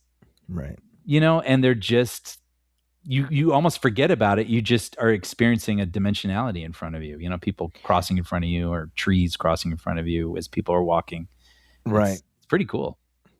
Yeah, I mean, old timey 3D. I'm talking like 50s, 60s. You know, when the first time it was a fad. You know that was, they would do like, here's a pizza, and it's like shoving it at the screen, and it's like, well, that's not how life works. You know, right. You just sort of move through life, and that's, you know, I think there's a naturalism that certainly these films evoke with regards to the 3D. You know, well, and there's so many, like this scene we're watching right now. Let me refer to you. Is it an Ikran? Is that what he's taming here? I will go ahead and say maybe. Okay. This is one of the scenes that I remember most from this movie. It's very cool where he's brought up and they're like, okay, well, you got to get your horse, so to speak. And the way to do that is you kind of have to tame it and you have to make a connection and then you're bonded for life, you know? And just how dangerous it is. And then once it works, the way that he connects with the creature and the way they're soaring through the air with all the mountains floating in the background. I mean, I think this was, for me, when I think of this movie, this is one of the scenes I remember. And I can imagine being like, yeah, I'd want to see this in 3D. I want to be on that cliff's edge and then soar with that creature. Right. I mean, the whole concept of, you know, your little tail doodad and bonding with the thing, and then you create this bond with the animal. I mean, it's so you know, it's so nutty, you know. Yeah. I mean, it's like nutty in a cool way, right? Like it's like, yeah, no, who thinks of this stuff, you know? I just feel like I'd be worried about it, like getting it dirty. You know, that's right. Feels like something that shouldn't be exposed. That is true. Yeah. Like if someone were to tell me, like, hey, read my script, and it had that component in it, I'd be like, I don't know. Like, let me wrap my head around that. But then when you watch it and Cameron executes it, you're like, yeah, I still, like you said, nutty's a great word for it, but it's like, yeah, but I get it. Kind of works. I like the idea of the way that I mean, because like you said, this movie's all about connection with the earth and with creatures. Oh, we were talking over it, but I wanted to call it that scene where that creature earlier, that sort of like scary dog thing is, you know, following Jake, and then Neytiri kills it to save his life, and Jake's like, oh, thanks, glad you killed that thing. Yeah. And she's like, this is a bad thing. Like, this is sad. Yeah. You know, right. like that was great. I like that a lot. I love that. I don't know. Yeah, I like that ethos in this movie, you know, like respect for everything. Even when we kill something and it's providing us food, we thank it, you know, kind of. So I don't know. The connection thing feels like a nice extension of that, a nice component of like, no, like you don't just ride this creature, like you truly connect with one another. Right. It becomes an extension of yourself. Yeah. And it's funny then, you know, where he'll tell it, you know, like bank left. And so they're connected. So it banks left for him. You can steer it that way.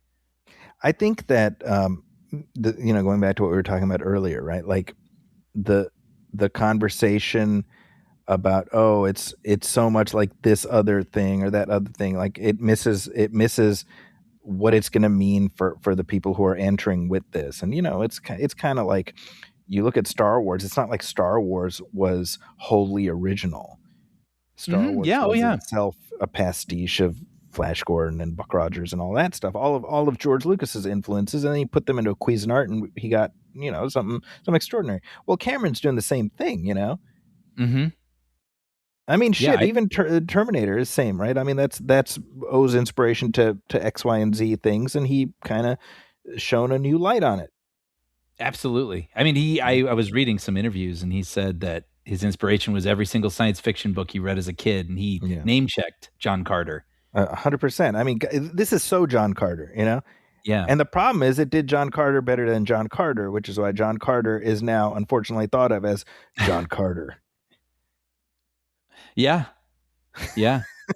Well, and it's, there was a lot of criticisms too, saying like, oh, he just remade, Ferngully or Pocahontas, but he himself, I actually double checked this to see if he actually said this, but he's like, oh no, yeah, Neytiri is Pocahontas. Yeah.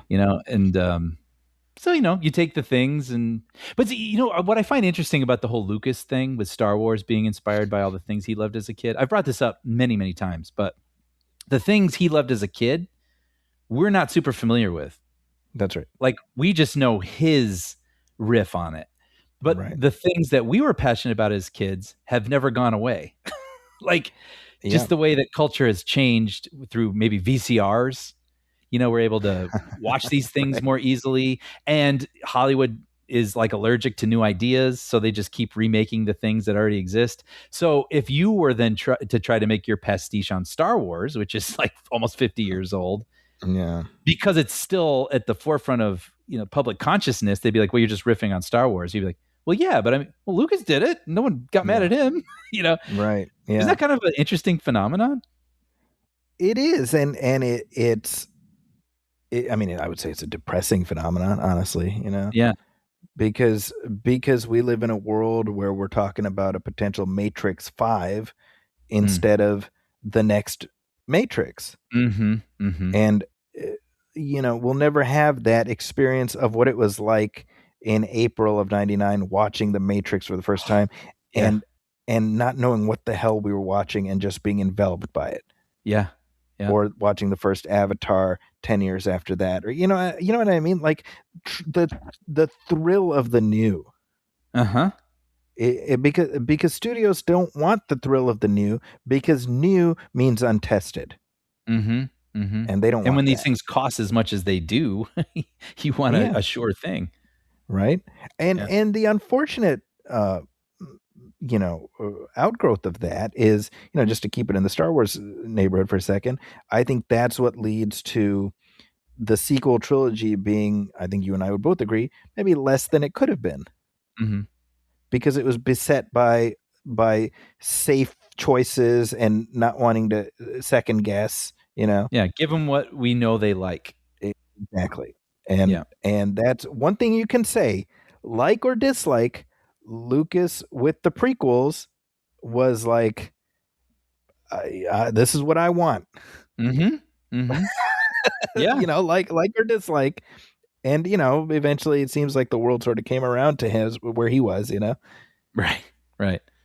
Now this scene right here, back in '09, I'm like, okay, so literally I was like, so he's going to have like a little, he's going to lose the trust of the people, and then he's going to ride the giant Leonoptrix, and that's how he's going to win their trust back, and he's going to become the chosen one, like right.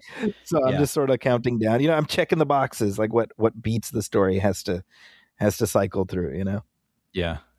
Although it is satisfying, it still feels satisfying. Although we don't really see him tame it, we just see him approach it and then show up on it. That so I had that thought. I mean, I was going to bring it up later, but one of the weirdest decisions. I'm like, why not make the early taming scene maybe slightly less detailed, and then demonstrate the challenge of trying to tame the giant Leonoptrix later? Yeah, that would make that a sequence. Yeah, that's a tough decision, because then you would lose the, I don't know, discovery and magic of that moment, which I said was like one of my most memorable scenes in the movie for me. Well, I'm not saying cut it entirely. I'm saying show it as slightly challenging, and then show the latter sequence as Like much next more to challenging. impossible. Yeah. And he doesn't have the benefit of anybody telling him what to do. He has to do it all on his own. Yeah. I do like all this business where he's starting to grapple with the moral question of what he's doing. Yeah. Yeah. I mean, it's one thing to go in there and just feel sort of like a tourist. Yeah. But you're developing these real relationships and emotional connections with people when you went in knowing you weren't in for the long haul. Oh, there's the American flag again in the background. Yeah, that's clever. That's very clever. I love this like Cameron steely blue too. Yeah, like this is the like whenever we're in the base, we get these very traditionally James Cameron looking shots. Yeah. Yeah. Yeah, it's a weird time to bring it up because we're watching a full live action scene here, but I might forget. I saw this fact earlier. I was as they were writing those creatures, and it looked unbelievable, and the waterfalls and the floating rocks. I read that some of the scenes took like 47 hours to render. Holy moly! Which made me think, like, oh yeah, like when I render this podcast, and like especially like a longer one like this, it's going to be about 2.5 hours. Like, takes a bit of time, but you think about like one frame with all of that light and all the detail and all the, just one frame. Yeah. Oh, the size that this movie must take up. Like I just don't even think about the logistics of it and the server farms and everything they must, and what if something crashes and it's just, I can't even imagine. Oh my God. Yeah. I wouldn't want to be IT on this film. That's what I'm trying to say. I remember Stephen Lang at one point talking about how he would have liked to play Cable. I can see that. Right, and you just see him here. You're like, oh yeah, I can totally see that. Yeah, totally. So if I'm in this position, they come to me. They're like, "We need you to do this." Man, I would betray those Na'vi so hard. I'd just be. Because the legs. Oh yeah, I want my legs. I'd be betraying him even after I had my legs. I just for sure. Well, it's funny. Actually, what they could have done here is he's like, hey man, like don't get lost in the weeds here. Like you got a mission. I just got your legs approved, and then it suddenly cuts now to him having this like war paint applied, and he's going to be brought into the tribe. It feels like it'd be more realistic for her to be doing this and her feeling great about it, and him like, right. Ooh, He's like pulling his imaginary or like his little necklace. Yeah. And she's like, like clearly in love with him, and her parents are all in on it. And, yeah. And of course, Brian, I would not actually betray the Na'vi. My God. You believed me, didn't you? People listening to this show being like, cancel their Patreon, But it would be like difficult because I would like to go back to like indoor plumbing at some point.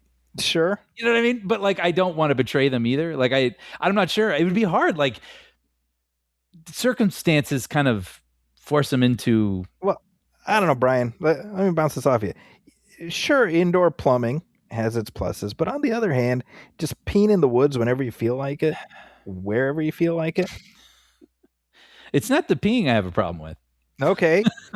Touche. And who says I don't do that now? Anyway, moving on, the prayer tree.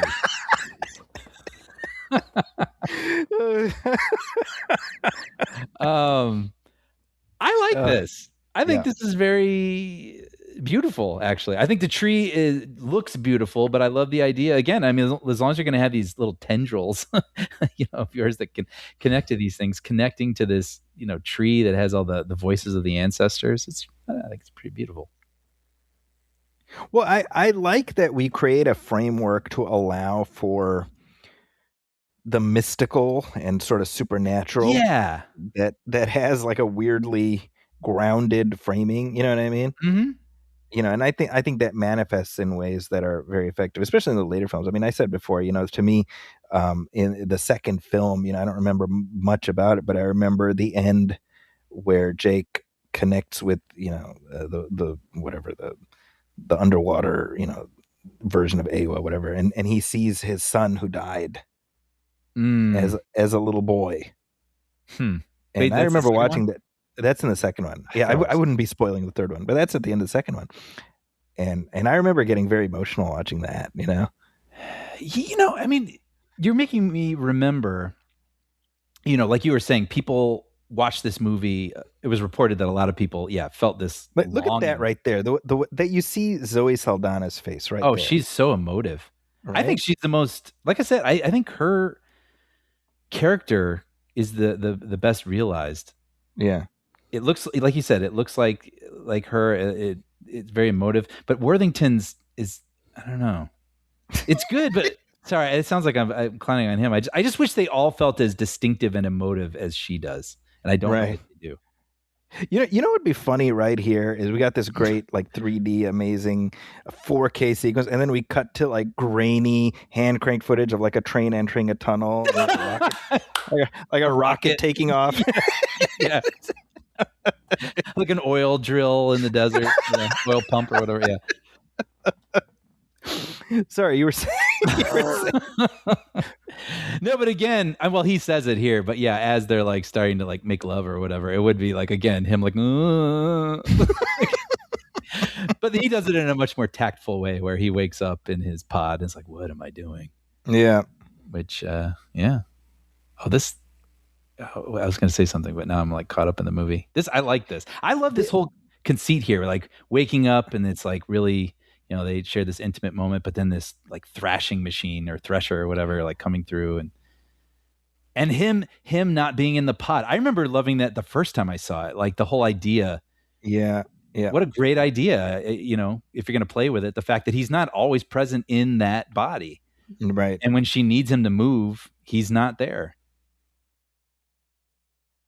So, okay, we were talking about how, we have sort of mixed-ish probably feelings on this movie. Yeah. But honestly, from this point to the end, it always is cracking for me. You just took it right out of my mouth. Really? Yeah. Well, unfortunately, just due to the week that I had to split this up, which I didn't want to do, but I did. And the first half of the movie, I was like, yeah, no, I remember this is really beautiful and innovative, and I understand why these tropes connect. But yes, from this moment on, I'm like, this movie's really good. Yeah. It really.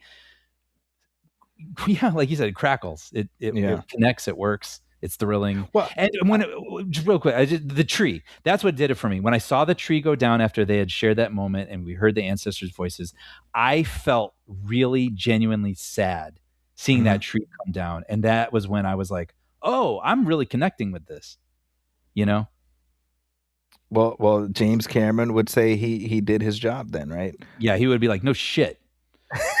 Idiot. James Cameron, baby. Jimmy C. What'd you think was going to happen? Shut up. Probably what he would have said. That sounds about right. Yeah. Giovanni Ribisi is such a freaking douche in this. Dude, I love this. He's chomping on food, and he puts his one finger on the the joystick. It's so good. And I mean, obviously he's playing mustache twirler, but he's playing it well. Yep. Yeah. So they have a mouthful. See, he moved. So good. Now you may not recognize Jake Sully in his Navi avatar, but Colonel Quaritch has no problem recognizing him. He catches that shit right away. That is very true. I just like everything about this. I think it's devastating watching the tree get knocked over. I like that machine because it's very scary. Yeah. And I love the idea of him, well, how do you stop that thing? Well, you don't. So you go up and you damage its camera so it can't see any longer. Right. That's good. And then, of course, now you have all the conflict, right? Where he Yeah. represents the outsiders and he has to confess to like, well, yeah, I knew they wanted the thing under the tree, and then everybody hates you. And, we've been here before Right. if you've Yep. watched movies, but like it just, Right. but I'll be darned if I didn't feel it. Well, that's the thing, right? I mean, it at roughly this point in the runtime of Dances with Wolves, you're like fully on board with John Dunbar joining, whatever the nation is that he ends up joining in that film. Like you're fully, you're like, oh, the American military, they're the bad guys, and so Cameron, I mean, the front end of the movie is all just like laying that track very methodically to get us here. Mm-hmm. And here is the story he clearly was like really antsy to get us into, Mm-hmm. And we know that because the second and third film are just fully, we're fully not novified by then, Right. Which, by the way, I meant to bring this up earlier when Ribisi first showed up, but unobtainium. Yeah. We haven't really talked about that. That's a real term. It's a real term, and I think most people trip over it. That's right. Actually, I brought up watching this movie to my brother, and he went, unobtainium. And I was like, yeah. And I think the mistake Cameron made was not pointing out that it's a real term that people use. And that maybe they cheekily decided to call this mineral that, and then it stuck. Like one sentence would have explained that, and then we'd understand. Right. But if you don't understand that it's like a concept, science fiction writers used to use for like a magic mineral that, you get stuck on how silly it sounds. And you're like, that's all James Cameron. He came up with all this stuff, but he couldn't come up with a better name for this mineral. Like, right. I think if he had let us in on the joke, people wouldn't talk about it as much. I agree. I remember writing in my review at the time, like something to the effect of like, oh, what MacGuffinite was taken. Yeah. Exactly. Yeah. I mean, I think that's how it sounds to everyone. Yeah. Yeah, but it is an actual term used by engineers and whatnot. Yeah, it describes I just pulled it up so I could say it more clearly. A material that is perfect for an application but does not exist. So, like, so there you go. MacGuffinite. That's good. Yeah, or here it says sci-fi enthusiasts use it for any fictional substance that is needed to build a certain device that is crucial to the plot. Yeah. And it's been used back off, before. everybody. It's been used in other movies. It's been in other books and things, but yeah. Why don't you guys make your own avatar and have make the $3 billion and call the substance whatever you want. Right there. Oh boy, popping the nose.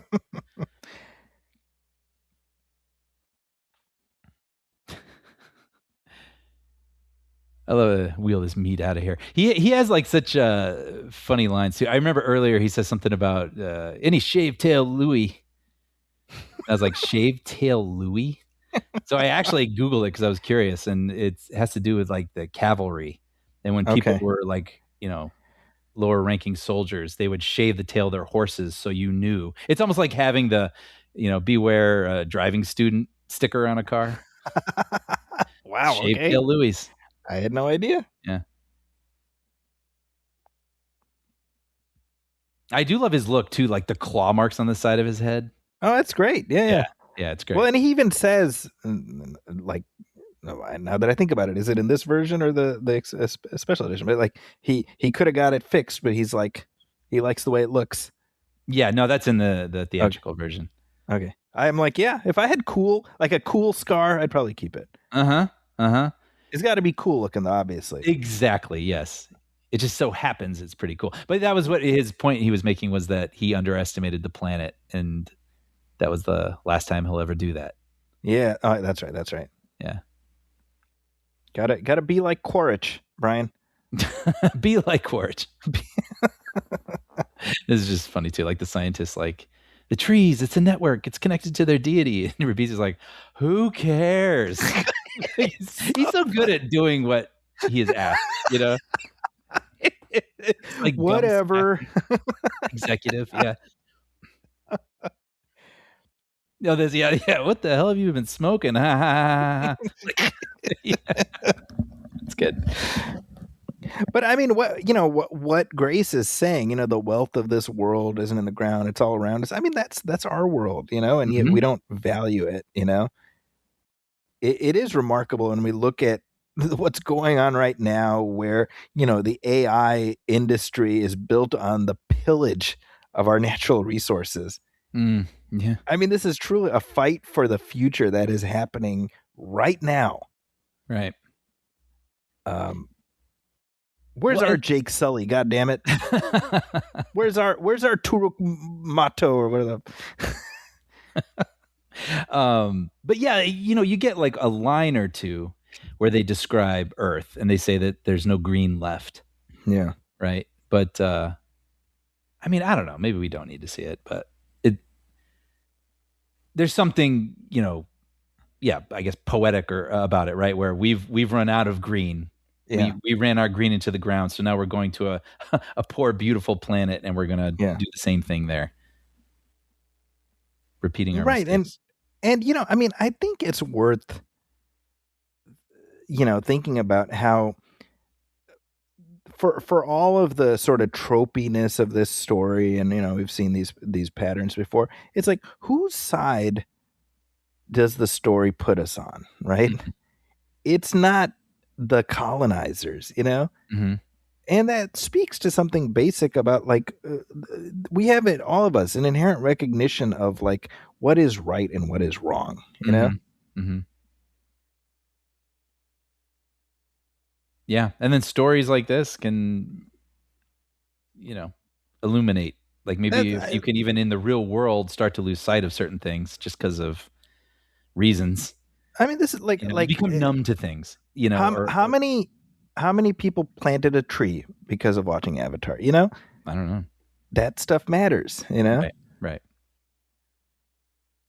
But yeah, that's what good science fiction can do, though, right? Like it heightens everything, but then it helps us. Like, wait a minute, that reminds me of this. I mean, look, I remember watching Planet of the Apes as a little kid, and that film. I mean, I don't need to tell you this, but it had a very profound impact on me in terms of how we treat animals and how we think of our role in all this. At a very young age for me. Mm-hmm. And so, truly, like when I always imagine the 10-year-old watching something like this, and how is it playing for them? Mm-hmm.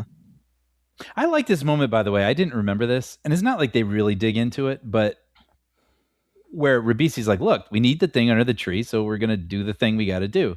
But then Sigourney Weaver and Worthington are like, no, like there's people there. There's like kids there. Like them trying to explain how important it is means nothing to this executive. But when they're like, there's kids, women, children, like you're going to kill women and children. And he has this moment like 1 hour. Yeah. Like, I like that. At least a moment of humanity. Yeah, and he'll do it even if those people don't move. He'll do it in an hour, I'm sure. But yeah, I kind of liked that, and I realize also you just kind of need it for the story to get him back out there. But like, I don't know, it resonated with me this time. Well, yeah, no, I agree with that, and I also think partly like Colonel Quaritch is our Johnny Mustache twirler. Yes, he will not be moved. Yeah, and we only need one of him. Mm-hmm. Yeah, that's a good point. Yeah, this moment, I mean, honestly, it plays. Look at her face, I know. It's remarkable how well the CGI and the performance intermingle. Just look at that. Look at it. Look at the emotions all playing on her face. Yeah, extraordinary. Yep.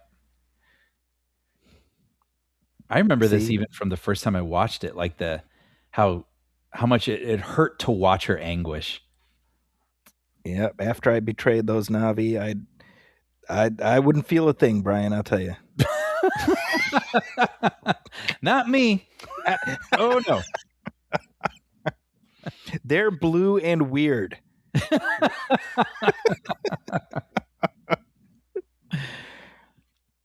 This bit too, actually, I think is very interesting. Where the they get pulled out of their avatar bodies, right? So they're just, it's just the avatars, and yet the Na'vi carry those avatars with them.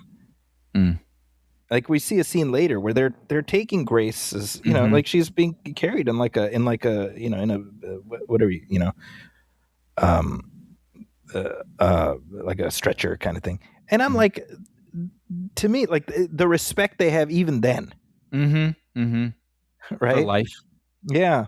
Yeah. Yeah. All this stuff is, I mean, visually incredible, but it's beautiful and devastating. The destruction, like I thinking about that, nothing in the frame is real. Right.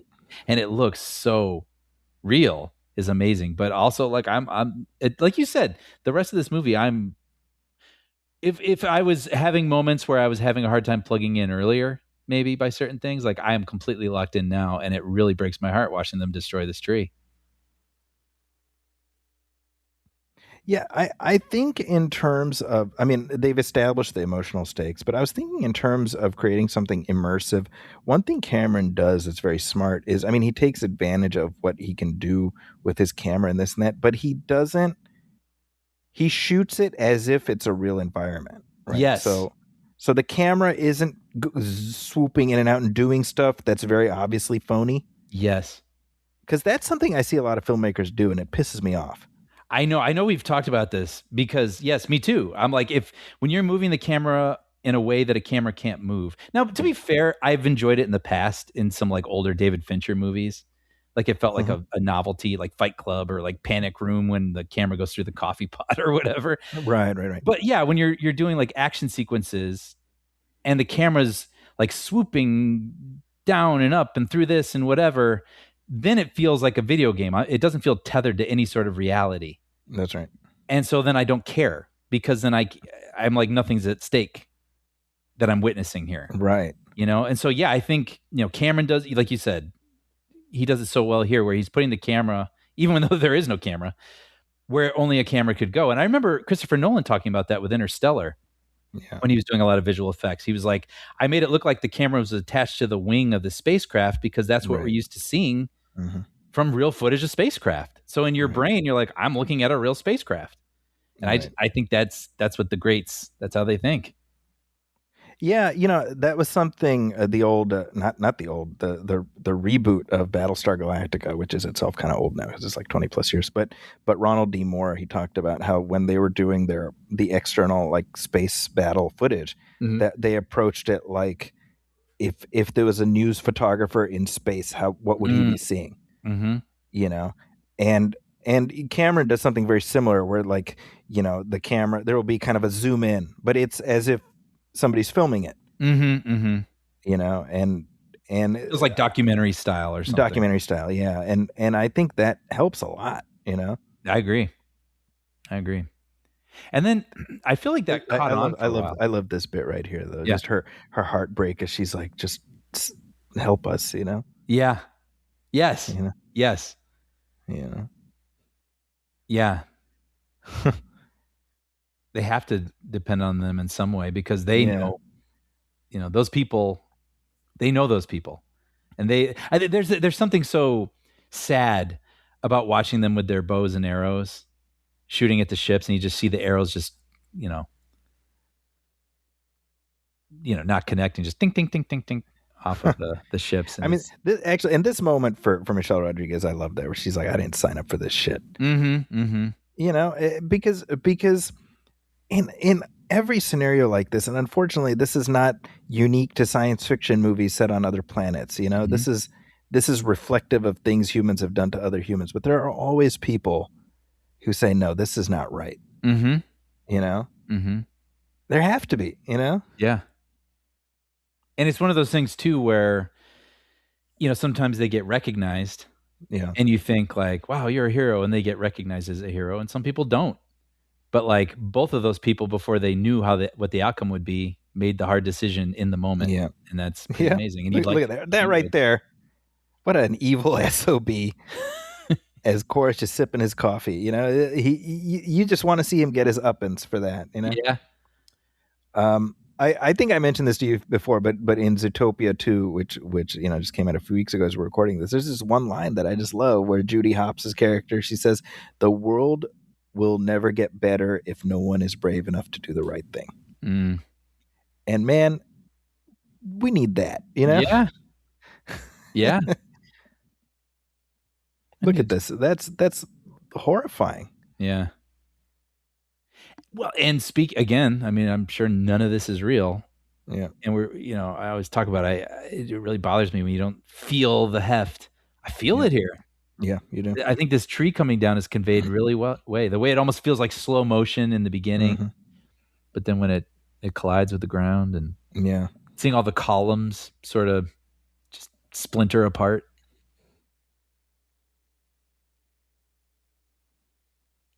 Right. I mean, fundamentally, this is reflective of what happened to Native Americans in this country, and the way their culture and tradition and legacy were just ripped away from them because they were savages, And this is something that humans do to humans. They do it a lot. It's true. I mean, yeah, you think about, in this movie, man, all this is just so staggering. It looks so good. It's like, well, we want this and you're there, so move.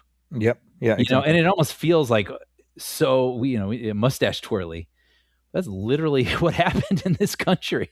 We want this, so move. Yeah. Or we will move you. Well, it's hard to, yeah. There's a documentary series that I'm actually watching right now. It's called Kevin Costner's The West, and it's worth watching. Actually, you should check it out. It's I have it on my Vudu. It's just looking at how the West was settled. And so much of we're talking the 1800s, 1900s is the Indian Wars. As just bit by bit their lands are taken from them for baubles and broken promises, Right. And I mean, it's happened all over the planet. Yeah, it's not unique to the United States, unfortunately. It's just it's human condition. It's human history. Yep, yeah, exactly. Yeah, but that's the purpose stories like this can serve, is to play them out against a fantasy backdrop. But the parallels are apparent enough where you can plot them. They killed Wes Studi, god damn it. I really was devastated seeing that big chunk of wood sticking out of his stomach. That was something I wasn't expecting upon revisit. I thought I was just gonna go, oh yeah, this movie looks really cool and it's it's kind of fun, and I was surprised that I did get caught up in it emotionally.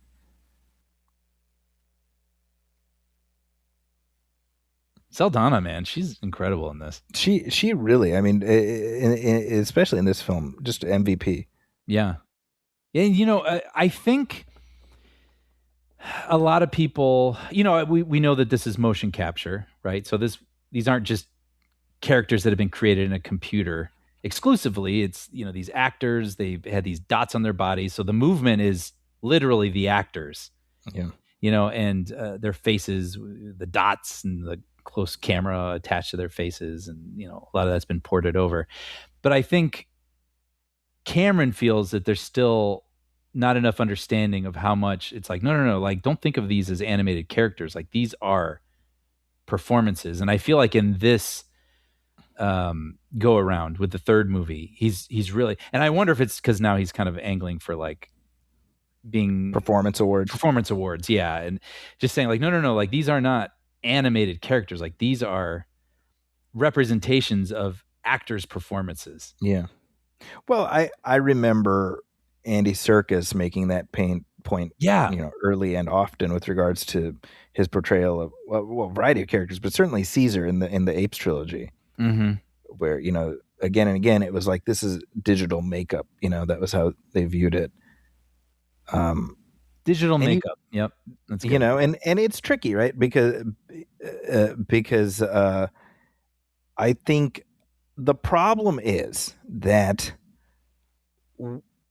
the discussion of the technology is so binary that either the digital technology is being foregrounded at the expense of the actors, or vice versa. Mm-hmm. Yeah, sure. Right? Because like you don't have Caesar without Andy Serkis, but you also don't have Caesar without Wedded Digital working their asses off. You have a truly unique creation because of both of those elements, and I think I think lay people don't grasp the nuances of how both of them are intertwined. It's not just one or the other. Mm-hmm. Mm-hmm. And it doesn't cancel out the amazingness of either one. Yeah. I mean, clearly, like we said, I mean, look, we can see Zoe Saldana's face in this alien, creature, right? And it's because her performance is so clear to see. But the effects folks did their thing too. Yeah. By the way, I love how Dileep Rao here, who plays Max, he basically plays like the same guy a year later in Inception. Yeah, that's right. Yeah, he's kind of got his niche. Yeah, that's funny. But we're moving. I'm just thinking about this on like a script level too. It's like we don't spend a lot of time wallowing in the cell. It's literally they're in the cell and then they get broken out. It's very That's right. very fast. But it works. I'm not missing it.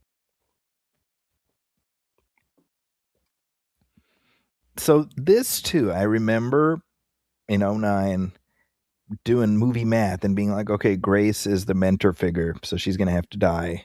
So that Jake can claim his destiny on his own. Like I had tracked that probably a third of the way through. Oh wow. I don't remember thinking that much about it as I was watching it. I was probably just, I don't know.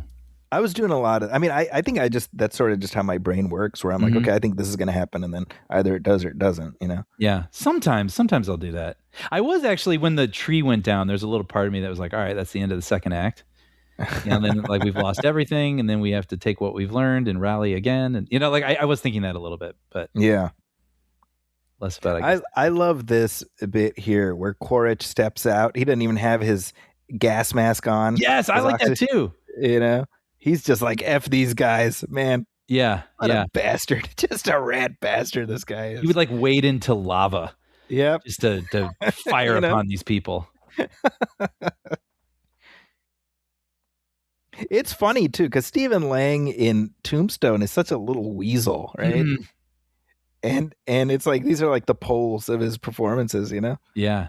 He was in the 2000 Fugitive television series. He was the one-armed man. Oh, interesting. Yeah. Which you liked, by the way, right? Man, I love that show. Yeah. That freaking show. I don't think I've ever been as emotionally invested in a show not getting canceled as The Fugitive. I think when that show ended, it kind of broke a little piece of me that never got fixed. Oh no, that's too bad. Like, let me put it this way: I never since I called Les Moonvez's office and left a message saying, "Please don't cancel The Fugitive." Really? Yep. Wow.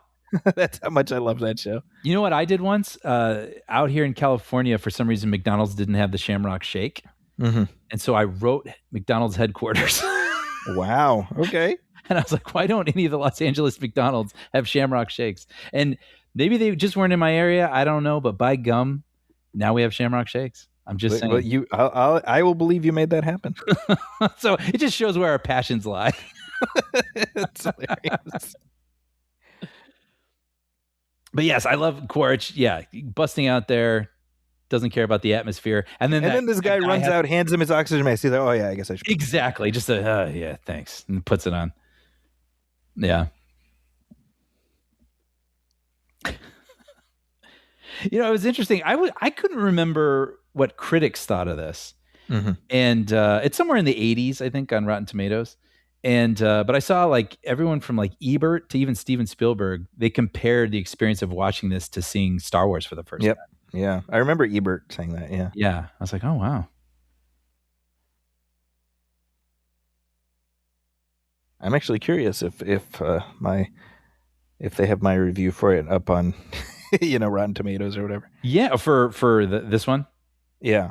I'll have to look after this. That's always my favorite thing when I pull up a movie on Vudu and I go to the reviews and I see your little blurb.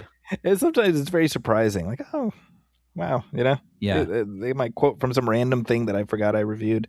Oh man, you have to me the definitive review of Rocky 4.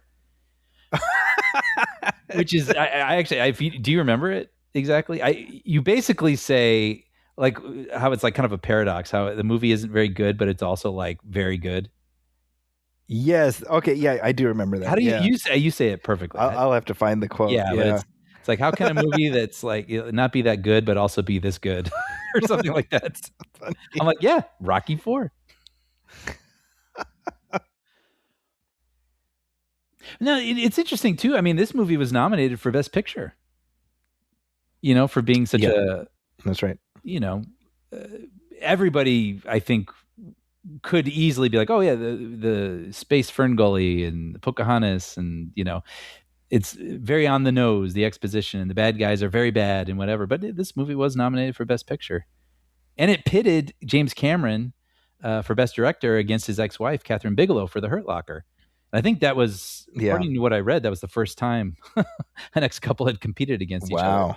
Well, it was also like the biggest gap in like budgets. It was like the most expensive movie and the least expensive movie, Oh, that's interesting. Because The Hurt Locker cost like $8.37 to make, Right. I mean, it was real like I mean, not to diminish the craft, but I mean they had to work close to the chest to really get that movie made, Mm-hmm. And obviously James Cameron had a lot more resources at his disposal. Right. Oh, so here's that here's that Rocky 4 quote. Yes. It's a bad movie, no doubt, but at the same time, and somewhat paradoxically, it's also a great movie. Figure that one out. Yeah, I mean that's it. To me, that's what should be on the box, and I mean that in a good way because I love that movie.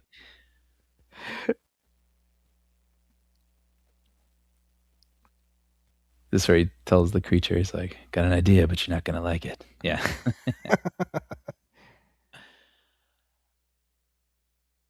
I'm just looking at all the devastation here, and then now we got this new creature we're catching up with, and talking about like how Cameron had this whole world realized. And sometimes when he talks about it, he'll even name check creatures as if we know what he's talking about. And in some ways it can kind of make it seem like what a dork, See, but real quick, this right here, I mean, we just I was gonna say we montaged past, we didn't even yada we yada past maybe the most difficult thing he's done in the movie so far. That odd choice. Yeah, but no, you know what I mean? And I've heard him talking about his writer's rooms for the sequels, and he's like, we sometimes we don't even speak in English, we'll say things in Navi terms because we're just so immersed, and you're just like, that just sounds so weird. But at the same time, that's exactly what I want out of the guy making these movies. Right. That's why they work. That's why they're so potent. That's why they're so rich. And I love that he's such a dork for these things. Like he cares about this world so much. And even when this came out, he was talking about how he was going to write novels, filling in backstory, and he's talking about all the sequels he's going to make. And I'm in the camp where that does make me sad a little bit because I want to see him do other things as well. Right. But I got to say, there's something I really admire about him being all in on this. He really cares about it, and it's going to show up on screen. Well, he clearly, spent a lot of time and sort of emotional energy building out this world in his mind. Mm-hmm. And there's something exhilarating about that, like to have something that goes so deep and so wide, and it's like you just want to let everybody know all the things you've dreamed up, Mm-hmm. I think, just taking it back to Star Wars, like I think that's the dilemma that George Lucas ran into with the prequels, is like he's like, hey, here's more stories in this world that I created, and the reaction was like, yeah, but it's not enough like those other things. Mm. So we hate you now. You're right. Yeah, and it really does feel like it affected him. I think so. I think Star Wars fans killed Star Wars. Yeah, like he doesn't do as many interviews or tend to get emotional, or he keeps things close to the chest, it seems. But every now and then something will slip where he's like, well, people hated it, so I was like, all right, fine. Like he'll just have these moments where it reveals how he really feels, and you're like, oh, we hurt his feelings. Like that breaks my heart. Yeah. I think one of the most special things the modern world has been able to enjoy, and we crapped on him. It's wasted on a bunch of piece of shit assholes who are miserable, and they want everybody else to be miserable. Mm-hmm. That's how I feel. You don't have to co-sign that, but no. By the way, so the turn here with the brother, I do love this shot where he shows up on like the untamable beast, or it's been tamed 5 times in their history since like the dawn of their history. See, I think what we needed was when he goes up to climb the thing, whatever, the camera just pans down and there's just the bodies of all the people who died trying to tame it. Oh yeah, right. Well, I was gonna say, I love this shot where he rides up on this thing and everyone's like kneeling for him, and even Neytiri is like, damn, like I thought he was like before. But then he goes up to the brother and he's just like, what's up? And then the way that it's framed is like you see the creature behind him, like it's over the brother's shoulder on Jake, and then that creature, like the camera even like tilts up just a little bit to capture the creature spreading its wings, like it's like a flex. I just love how the camera work even is like, yeah, damn, dude, like like how it must be perceived by the brother, like, well, what choice do I have? Like, okay, like you're the guy. Yeah, you don't mess around with that. It's just such a funny, I just love the way that's captured. So I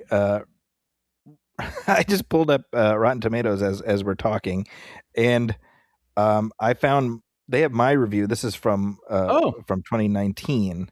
Oh, and I said, rewatching it with fresh eyes 10 years later, the movie's pluses and minuses both rise into much starker relief. The verdict, it's fine. But here's what I find amusing, more than my review, whatever. Right underneath is a review by Ed Koch, as in former mayor of New York, Ed Koch. What? Who, I guess, did movie reviews? Huh. And he says, in my opinion, Avatar has been hyped beyond the point of forgiveness. So we know where he landed on. All right. Oh, I was going to touch on this moment a little earlier, but just I was started bringing up about how people around the world, some people are just getting really connected with this movie and living it and stuff. And I think the reason, like you brought up, was he created this tangible, beautiful place that, like, why wouldn't you want to visit it? Right. And some people wish they could step into the film. And I remember this moment where everyone is surrounding the tree and they have their arms around each other and they're kind of doing this like chant or prayer or something. And I remember not thinking a ton about it, but I remember my brother saying, he's like, I love that moment. And I was like, oh, really? Why is that? And he's like, connection, community. Like, it's not like neighbors who have their fences up and don't speak with one another. Like, they've come together to rally for this thing that they want to happen. And he just really emotionally connected to the connectedness of all this. And I was like, oh, it's funny, because I didn't at first, and now I think about it because of him. But there's just so many things that you could connect with in this movie, and I just find that is well. And if I can just add to that, I think what Grace is saying just before she dies, where she's like, she's real. A spirituality, right? And that sense of, even when we leave, we're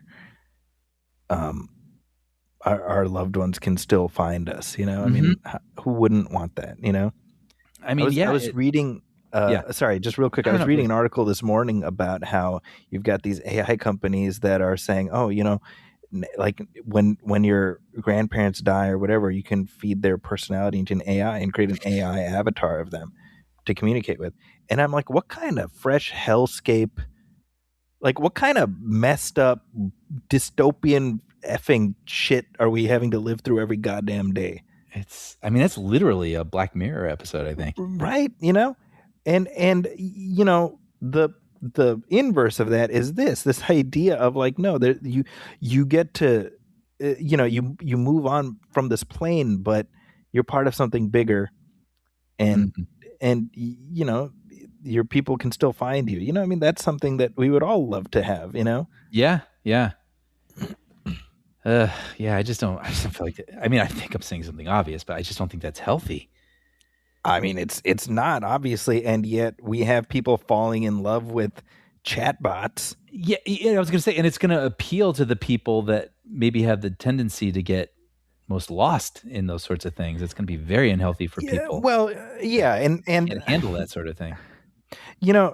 There's a lot being said these days about the crisis of loneliness, right? And this is obviously something that gets talked about a lot when it comes to young men, right? Yeah. But I think just more broadly, I think people are lonely, right? Mm-hmm.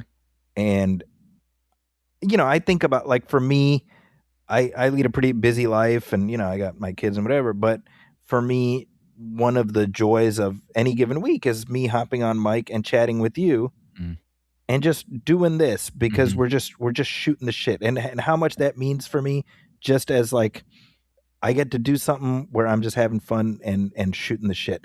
And I think about, like, how many people don't have that person they can just, about whatever, like I mean, granted, we're not occupying the same space, but you're a real human being as far as I know. And how many people don't have that? Just their shoot the shit friend. Yeah, sure. Right. Yeah. And in the absence of that, those needs manifest in weird, unhealthy ways. Right. Right. Yeah.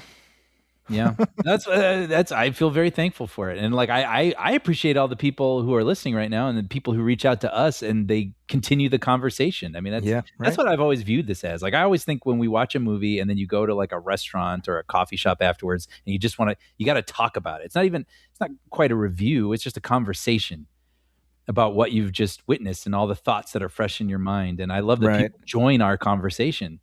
I love having it with you, and I love that people join in on it as well. Yeah. And I mean that stuff matters, right? Because it's just human connection. Yeah.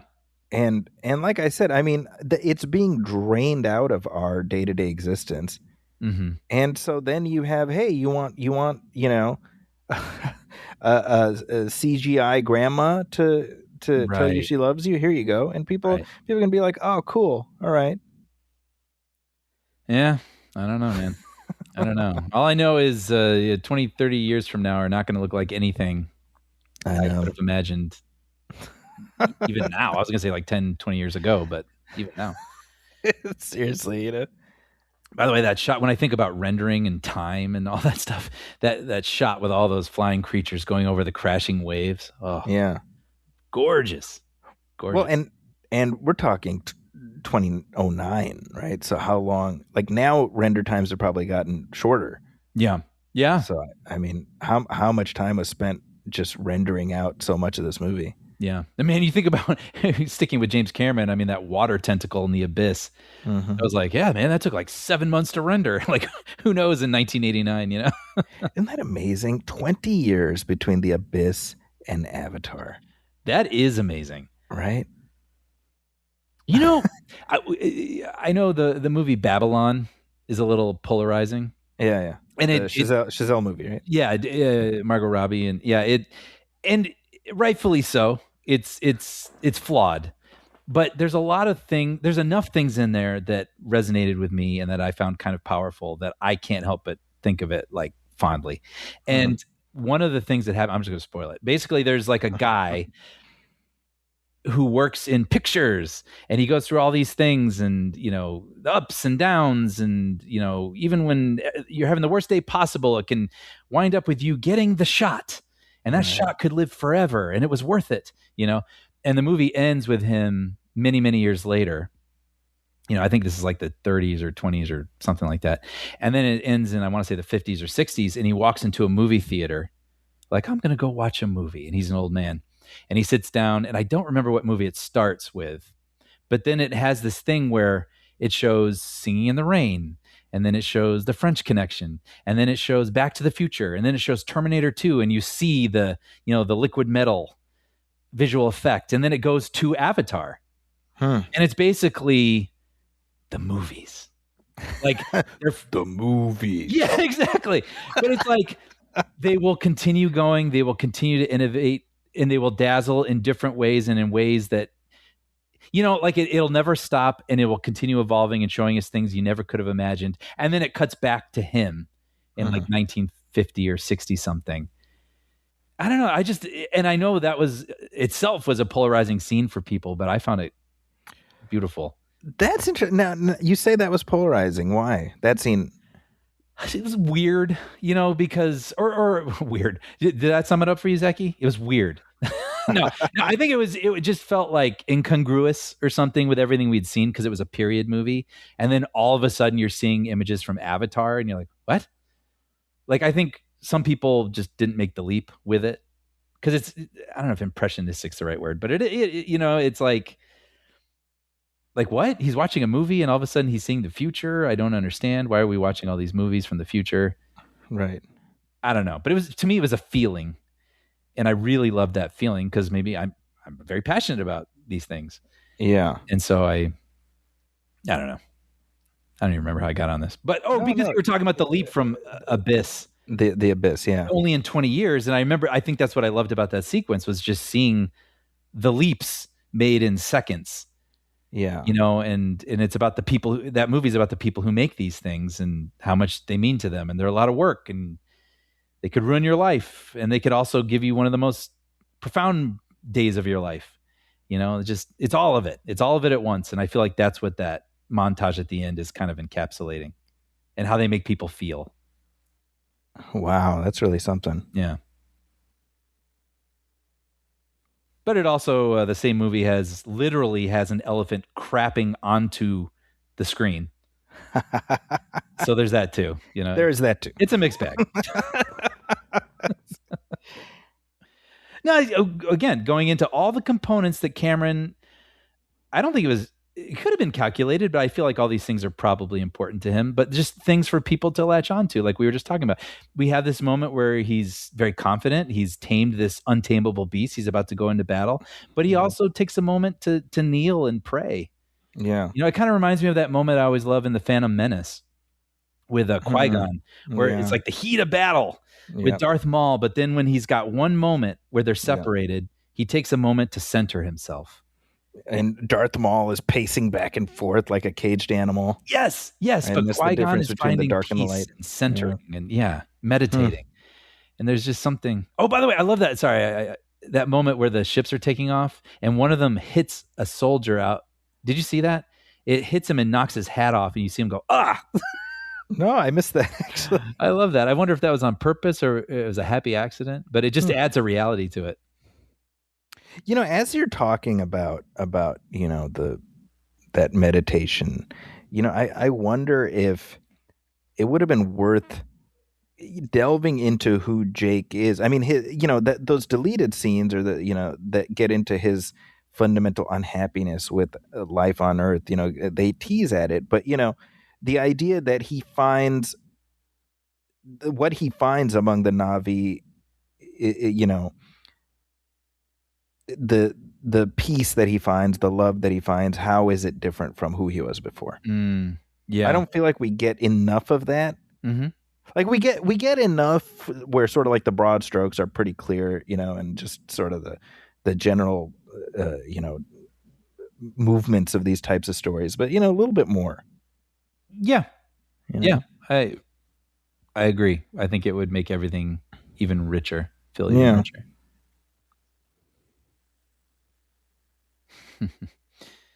Those suits. This tech is so great. I love it. The what? The tech, the hardware and everything. Yeah. I'm kind of surprised we don't have these by now. I'm going to say I'm glad we don't have these right now. You're right. I mean, obviously they could help it. I was going to say they could help it, with lifting heavy things and whatever, but maybe we just do robots, don't we? Like why even? I'm glad we don't have Ed 209s right now. It's like touche. Yeah, these would be used to like rob banks, basically. Let's be grateful. Rip vault doors off. All bad news. Man, that's a movie I want to see now. Where like someone somehow like gets fired from a company or something, so they steal one of these like power loaders and they're going to use it to like rob banks. So it's not like the future, like where everything around is dazzling. It's like kind of the world we know, but someone has like, stole one and they use it for crazy things. It'd be kind of like a funny movie. I think you need to start writing it. All right. I mean, this is the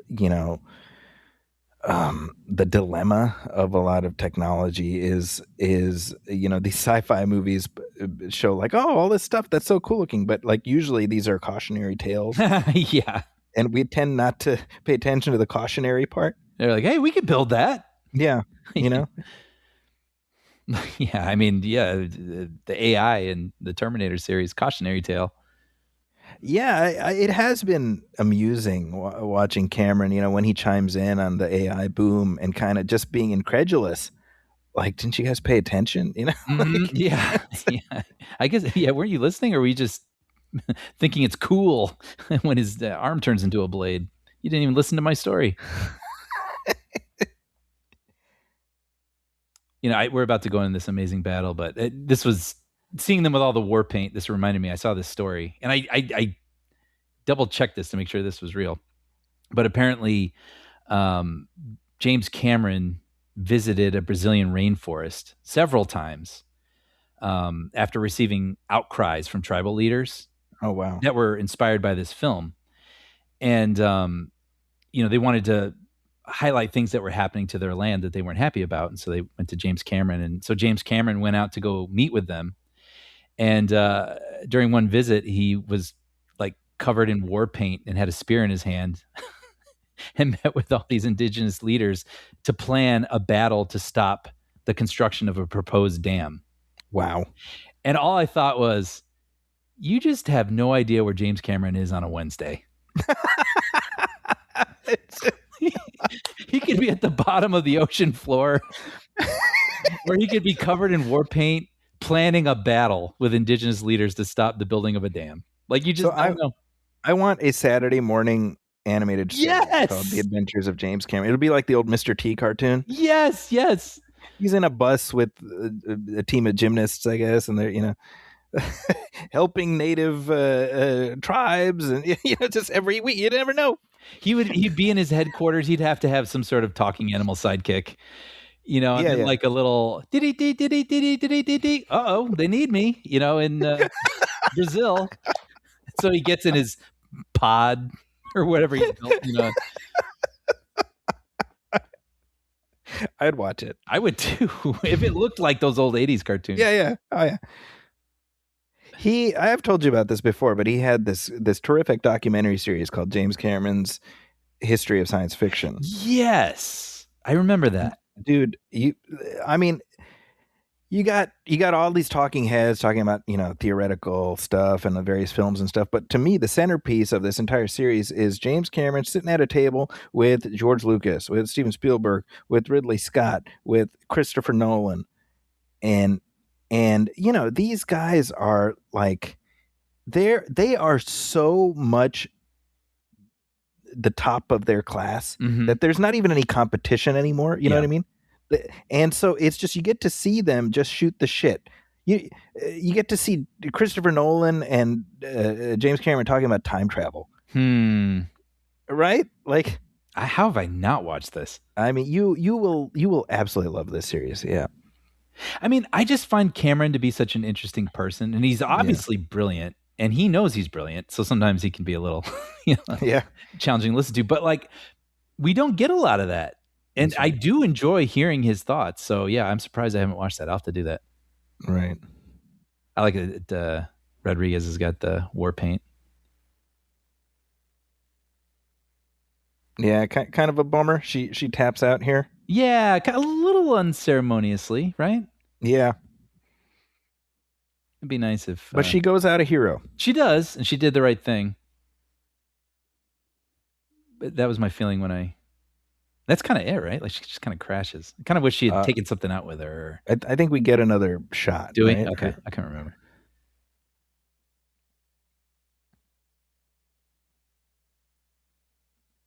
So... I love this. Like, I think this is a really emotional battle. you know, we know what the stakes are, and we want to see them stop these people from destroying their planet and everything. And I remember this. If you were to ask me the plot of Avatar 1, I'd be able to tell you. I honestly don't remember the plot of Avatar 2. And I don't mean that to, like, you know, sound like a jerk. Like, I just don't. No. So I had a similar thought because, well, with regards to the second one, but even the third one, which, you know, I've seen about 2 weeks ago as we're recording this. And I was telling you before we got on, I was like, I kind of remember what it's about. Right. But I think these movies are about feelings. You know? Yeah. That's really it, right? And I think the feelings are what get you to come back, if not to the specific films, to the world. Yeah. You know, like I told you, like my clearest memory. See, this is where Trudy, like, we see her check out. Okay.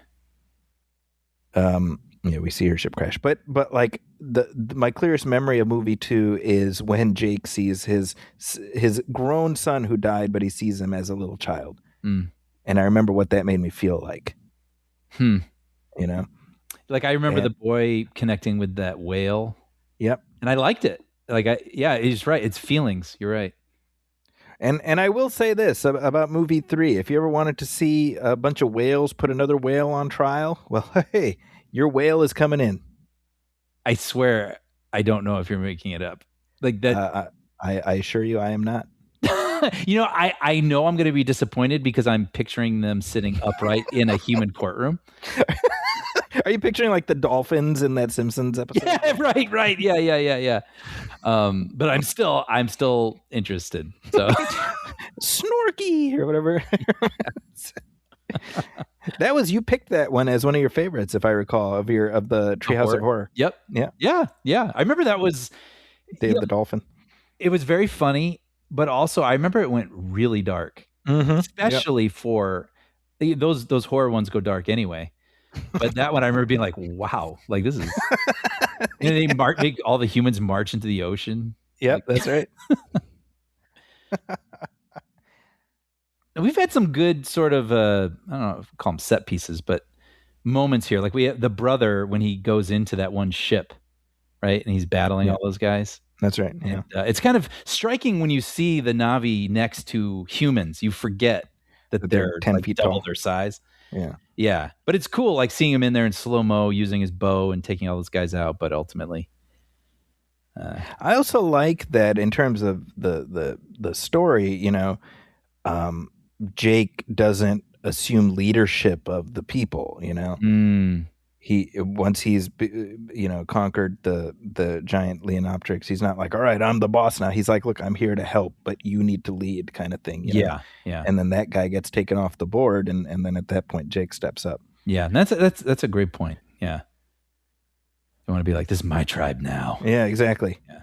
Kneel, bitch. Right. I feel like that might have been counterintuitive. This is good. I'd forgotten about these creatures, so I was like, oh yeah, these guys, these are perfect to take these people off the board.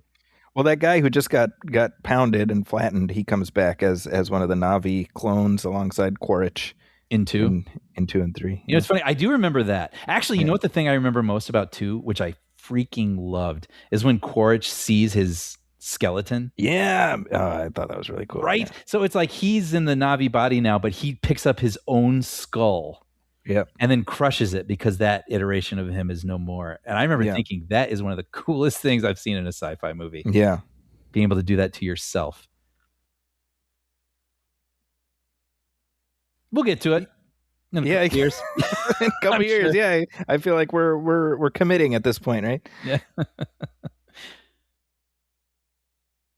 You know what's funny? As I watch this, just real quick, I'm like, I don't think I would do well on Pandora. I'm just going to put that. That's what I was saying earlier, man. Like, I get it. I'm in love with Neytiri. I'm really glad I could help, but like, I'm kind of feeling like, do you want to come back to Seattle with me? You know, like, yeah. You're walking around with your 10-foot tall, furry blue girlfriend. Tell me you don't see it. Like, come on. What I was gonna say was, I worked on a movie, Now You See Me, and it had, visual effects in it. And it was really cool to be in the meetings with Louis Leterrier, and he would have a laser pointer. They would show, the visual effects people would show him, the shots that involve visual effects, and he would have a laser pointer. And I remember one where there's something projected onto a building at the end of the film, and he would point and be like, this looks awesome. It does look like a projection, but the edges don't quite look like the edge of a projection, where they would sort of taper off or fade or whatever. And I was like, oh, it's like the way that his eyes would study every inch of that frame to make sure all of it was believable. Right. And I remember thinking, like, it's amazing. He's got this eye. Wow, it's just really got to be looking at every corner of the frame to do this. And I'm looking at this now, and all of this isn't real. And you've got people's braids flapping in the wind. And you have these little, flaming fireballs with trailing smoke. And, just the flutter of the wings of the creatures, the way that the wind is playing off of it. How do you look at every inch of every second of this movie? And, like, it really takes a certain brain. Like, I admire it. Like, having gotten a glimpse of that, it makes me look at that even closer and go like, wow, that's incredible. All the things, all the detail that he had to have an eye for this.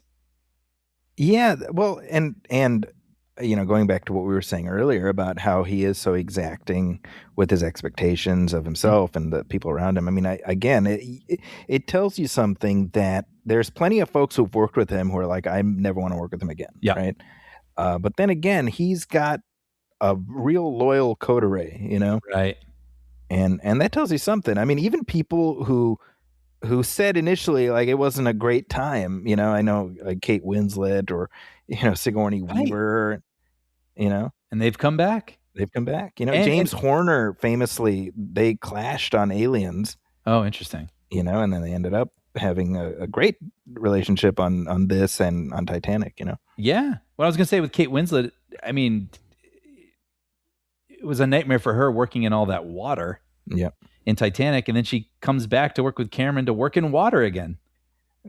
There you go. It's not just being on set with him. She's doing the very thing that I think made life miserable for her. So that's, you're right. That says something.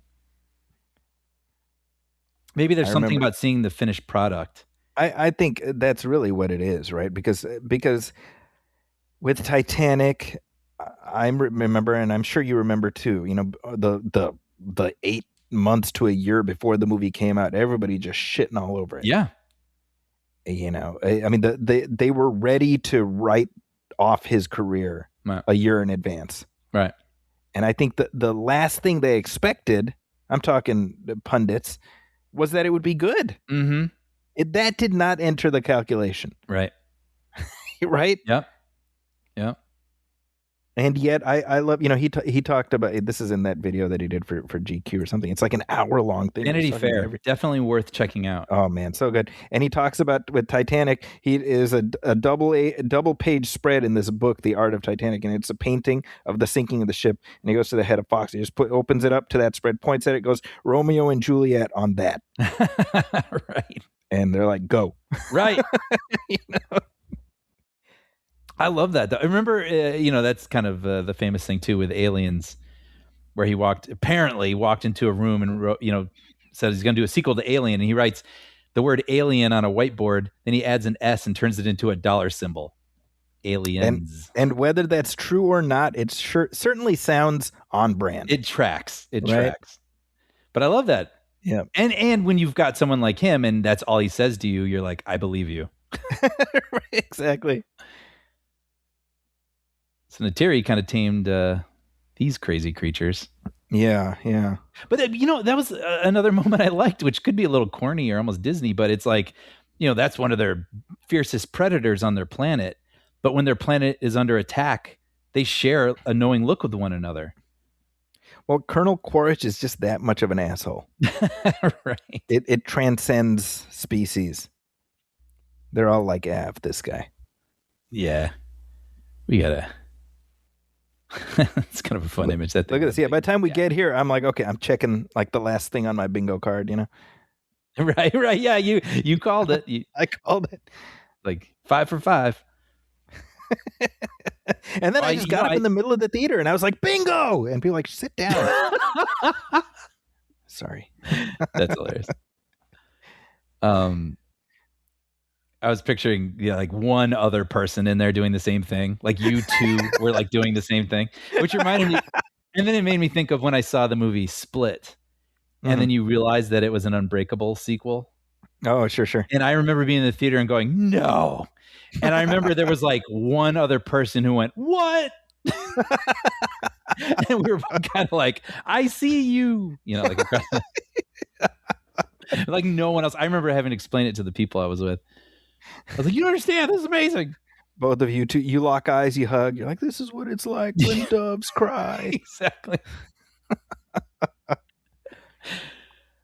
By the way, so this is something I didn't even notice, but I read it in the trivia, so now I'm going to look for it. But apparently, the war paint on Neytiri, the hand on her is 5 fingers, so it's like Jake applied it. That's a great detail. I wouldn't have even thought of that. Wow. Yeah.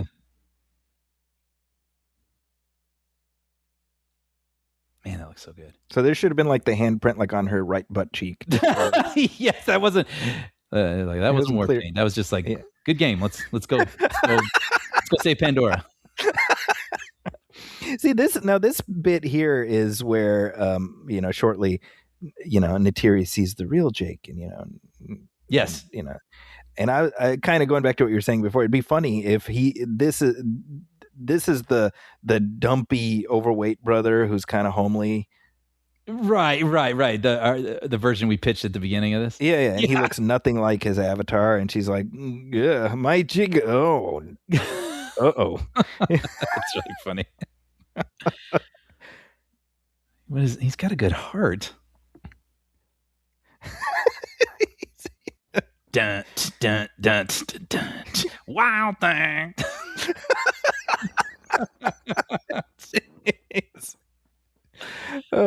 Oh man, we're talking about earlier, James Cameron he wants to do novels and this and that and the other thing, and ultimately I'm glad none of that really happened, because I think this franchise just works better as this thing that we get to experience in the movie theaters every couple of years, and that's it. I don't disagree, but I guess that would be a really interesting test, wouldn't it, to what we've just said, where this is the thing people show up for in theaters, for the feeling more than anything else, the experience. But would people get into words, the stories in a book, the characters? Well, okay, so the actual visual spectacle. I'll allow novels, because that's aimed at like a niche of a niche anyway. Mm-hmm. But I don't want your Disney Plus World of Pandora series or whatever, F that. None of that. Okay. If you can't see it in a theater. Yeah, I'm like, let some things just be a theatrical experience. Yeah. Yeah, and when you're James Cameron, maybe you can put your foot down about that thing. Yeah, like I don't think anything's gonna come of Avatar that he doesn't sign off on, and I can't imagine he would want a series, Yeah. I like this. This is good tension. He's suffocating. Can't reach the mask. It's a great moment. Yeah. And, again, it lets her truly see him and still fall in love with him, It is, jarring seeing, their true sizes. That's right. And just even seeing her in that vehicle, that a human would be able to stand up in. Yeah, I think this is the first time we see Na'vi in this environment. Yeah, you're right. Right, so there is definitely an adjustment. Like, we don't even see the avatars in this environment. That's a good point. Yeah, like not really, except in the very beginning when Jake and Norm wake up. Mm-hmm.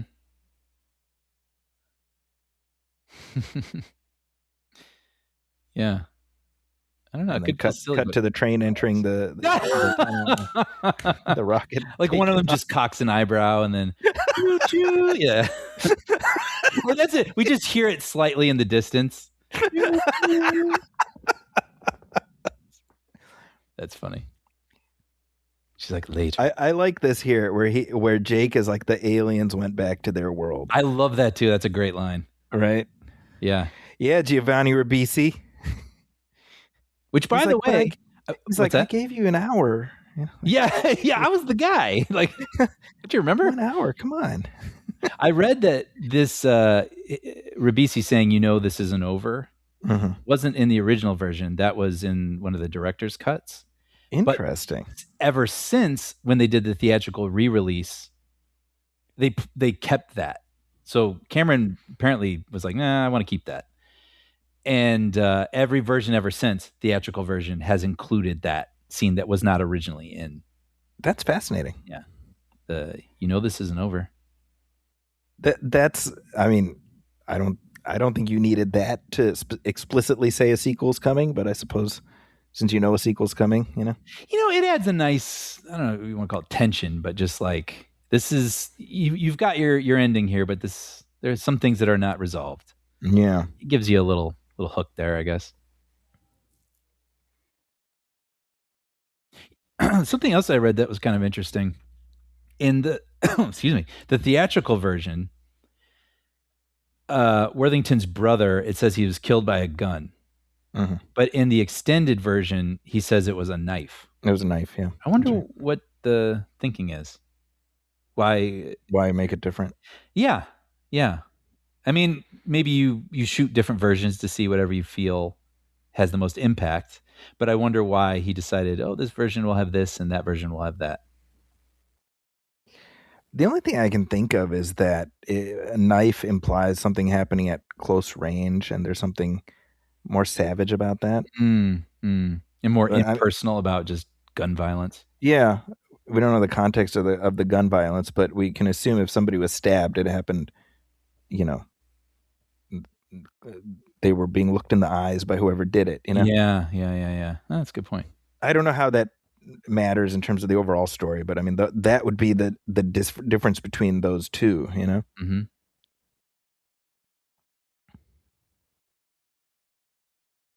I like how the scene with Grace earlier allows you to set up this ending so it doesn't feel arbitrary, Which it might feel more for our hero. Right. Gee, you can save the guy, the main guy. Yeah. Right, exactly. Right. But we know this is a thing. Papyrus! Yes! Oh, yeah. We haven't even talked about that yet. So there's an SNL sketch called Papyrus, which is probably one of my top 5 SNL sketches of all time in terms of their filmed segments, Mm-hmm. And yeah, it's somebody who's obsessing over the fact that Avatar, this multi-billion-dollar blockbuster, used Papyrus for its for its marketing font, and it is brilliant. It's a funny idea, but then it's just so expertly executed. Yeah, that it feels not like a thriller, but just like a horror film or something. This guy just can't grapple. Yeah. And he has to chase down the guy who did it, look at him through like his window. Yeah, he's from his car. What you did. Yeah. It's so funny. Yeah. Sam Worthington as our boy. Yep. A couple things real quick I want to bring up as this is the credits are rolling. The world of Avatar at Disney World, I believe. Yes. Never been there, but I'm sure it's amazing. But that's, before we even got the sequel, that opened up there. So they probably had to have a good inkling from Cameron that it was coming if they're going to invest in all that. Keep Avatar alive. Yeah. I thought this was a interesting thing about Matt Damon. He turned down doing Avatar, and he would have netted 10% of the movie's profits. Which was like 250 million. Yeah, somewhere like 290 million he would have gotten. Well, and it wasn't like, he wasn't like, no, that sounds stupid. He was committed to the Bourne movies. Yeah. Yeah. I just thought that was interesting. And then also, this being the number one highest grossing movie in the world of all time. Yeah. And it was challenged for a minute there by Avengers Endgame. That's right. Right? Endgame got past it for a second there, and then they did a re-release of Avatar that put it back in the number one position. And Cameron said as much, when Endgame displaced Avatar, they're like, what do you think about that? He's like, yeah, we'll get it back. I'm like, you cocky son of a bitch, you're right. Yeah. But I mean, adjusted for inflation, Avatar is the second highest grossing movie of all time, only behind Gone with the Wind. That's extraordinary. It was just kind of amazing about Gone with the Wind. Good Lord. Yeah. And it was nominated for 9 awards at the Academy Awards. Wow. So, I mean, just an all-around gargantuan success. Yeah. Which is how people will describe our commentary track, I'd like to believe. Let's hope so. In decades to come. Yeah. It'll be mentioned in the same breath as Avatar, because you have to say Avatar commentary track. So, you know. Right. We haven't really seen Avatar until you've listened to the movie film commentary. So other thoughts? This is now my 5th time watching this movie cumulatively. I don't know what this is for me. 4-ish, somewhere around there. Yeah, I mean, my main takeaway after I finished it, I finished watching it this morning right before we hopped on. Mm-hmm. It's just almost impossible not to find portions of it silly. Yeah. You just have to grapple with certain things that just feel inherently a little silly or on the nose or whatever. Right. And at the same time, I felt sad when it wanted me to feel sad. I felt charged up when it wanted me to feel charged up. And at the end of the day, you know, silliness aside, it works. I think this movie works, and it's no surprise it connected around the world because the themes, like you said, are just so potent and universal. I definitely agree with that. Yeah. But it is interesting, though. I mean, for not to rehash this tired conversation, but like, you don't see, you see people wearing Star Wars shirts or Star Wars action figures or whatever. And it's like this movie, as popular as it or successful as it is, just doesn't connect in that way. And that's kind of interesting. That is interesting. Well, you know, my thing is always, like when that's a point of critique, like, oh, you know, people aren't buying the toys, or, you know, people aren't wearing the shirts or whatever. I'm like, okay, well, maybe think about yourself. Like, don't be wearing you don't need to wear Avatar shirts. You know, like you don't need to play with the toys. Do something with your life. What have you done with yourself? That's my response. Well, I did think that was an interesting conversation, you know, like, oh yeah, I guess that's kind of true, when we only had the one. It's years played out at this point. Well, certainly that, but also when the second one came out and it succeeded just as well, to me, it's not a critique. It's like, well, that's just kind of interesting, you know, like these are successes. It's just we connect with them in different ways than we do with other successes. Yeah, I think that's a very corporatized, reductive view when you're only looking at it in terms of, oh, what, you know, action figures are you putting on your shelves or whatever. Like, okay, well, that's something Ribisi's character would say. That's right. Don't be a Ribisi. Don't be a Ribisi. Yeah, character. I'm sure Giovanni himself is a very lovely fellow, but it's only because I can't remember the name of the character. With apologies to Giovanni Ribisi. Parker. Well, I like Ribisi better. Bunch of Ribisis out here bringing up this tired talking point. I mean, Giovanni Ribisi is like restoring all these like cameras and you heard about this? Right. Yeah. He's like a cinematographer and stuff. Yeah. But here we go. Okay, well, Avatar, we have seen it. Yeah, and you know what? I enjoyed it. I'm going to try to watch the second one again. Yeah, we'll see if it sticks. But like, I am looking forward to the third one. I'm looking forward to the experience. Yeah, same. You know, I have watched it already, but I know that my kids want to see it, and I'm like, you know, yeah, I could probably sneak in another viewing. You know. Yeah. Well, tell me about that. So you've seen it. It's over 3 hours, but you feel like you would be okay sitting through it again? I wouldn't be opposed to it. I mean, I'm not, you know, it's like I'm willing to leave the possibility open. It's not a definite no, but it's a hey, you know, maybe, and that's something. Sure. You know, I told you this earlier with regards to the new film. I mean, it doesn't feel short, but it doesn't feel long. And okay, I did not at any point check my watch, so that tells you something. Yeah. Well, tell me your final thoughts on this one then, Avatar 1. Well, I think that it's a showcase for James Cameron's truly astonishing imagination. Yeah. And also a showcase for his technical wizardry. He has a well-documented ego, but to his credit, he consistently demonstrates that he has every right to that ego. Yeah.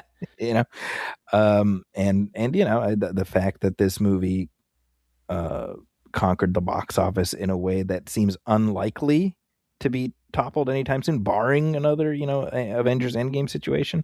Mm-hmm. That says more than enough, you know. Yeah. But there we go. But those are our thoughts. I know this is a film that certainly draws many of reactions from folks. So let us know your thoughts. Let us know your thoughts on our thoughts. You can email us those thoughts at moviefilmpodcast@gmail.com. You can also hit like on our Facebook page, facebook.com/moviefilmpodcast, and message us there. As always, please go to Apple Podcasts and leave a review, leave a star rating. If you're listening to this on YouTube, please hit like, hit subscribe, and leave comments there because we do read those on the show. We also have a Patreon page, Brian. Yes, if you head over to patreon.com/moviefilmpodcast and hit subscribe for only $5 a month, you'll find every commentary we've ever done. And you'll also find every regular episode we do moving forward absolutely ad-free. Our free feed will always be available, but this is our way of providing what we believe is the most satisfying way to enjoy the show. Plus, your subscription goes a long way in helping to support us and helping to sustain producing the show. So if you're interested and able, please head over to patreon.com/moviefilmpodcast and subscribe. We'd be very grateful. And if you're looking for me online, you can find me on social media at Zacky's Corner. That's ZAKIS Corner. I'm also at the San Francisco Chronicle and also at the Wrap and IGN. What about you, Brian? You can find episodes I've written of Puppy Dog Pals and Young Jedi Adventures streaming on Disney+. And with that, on behalf of my partner Brian Hall, my name is Zaki Hassan. This has been our movie film commentary track for Avatar. We will catch you next time. Thanks, folks.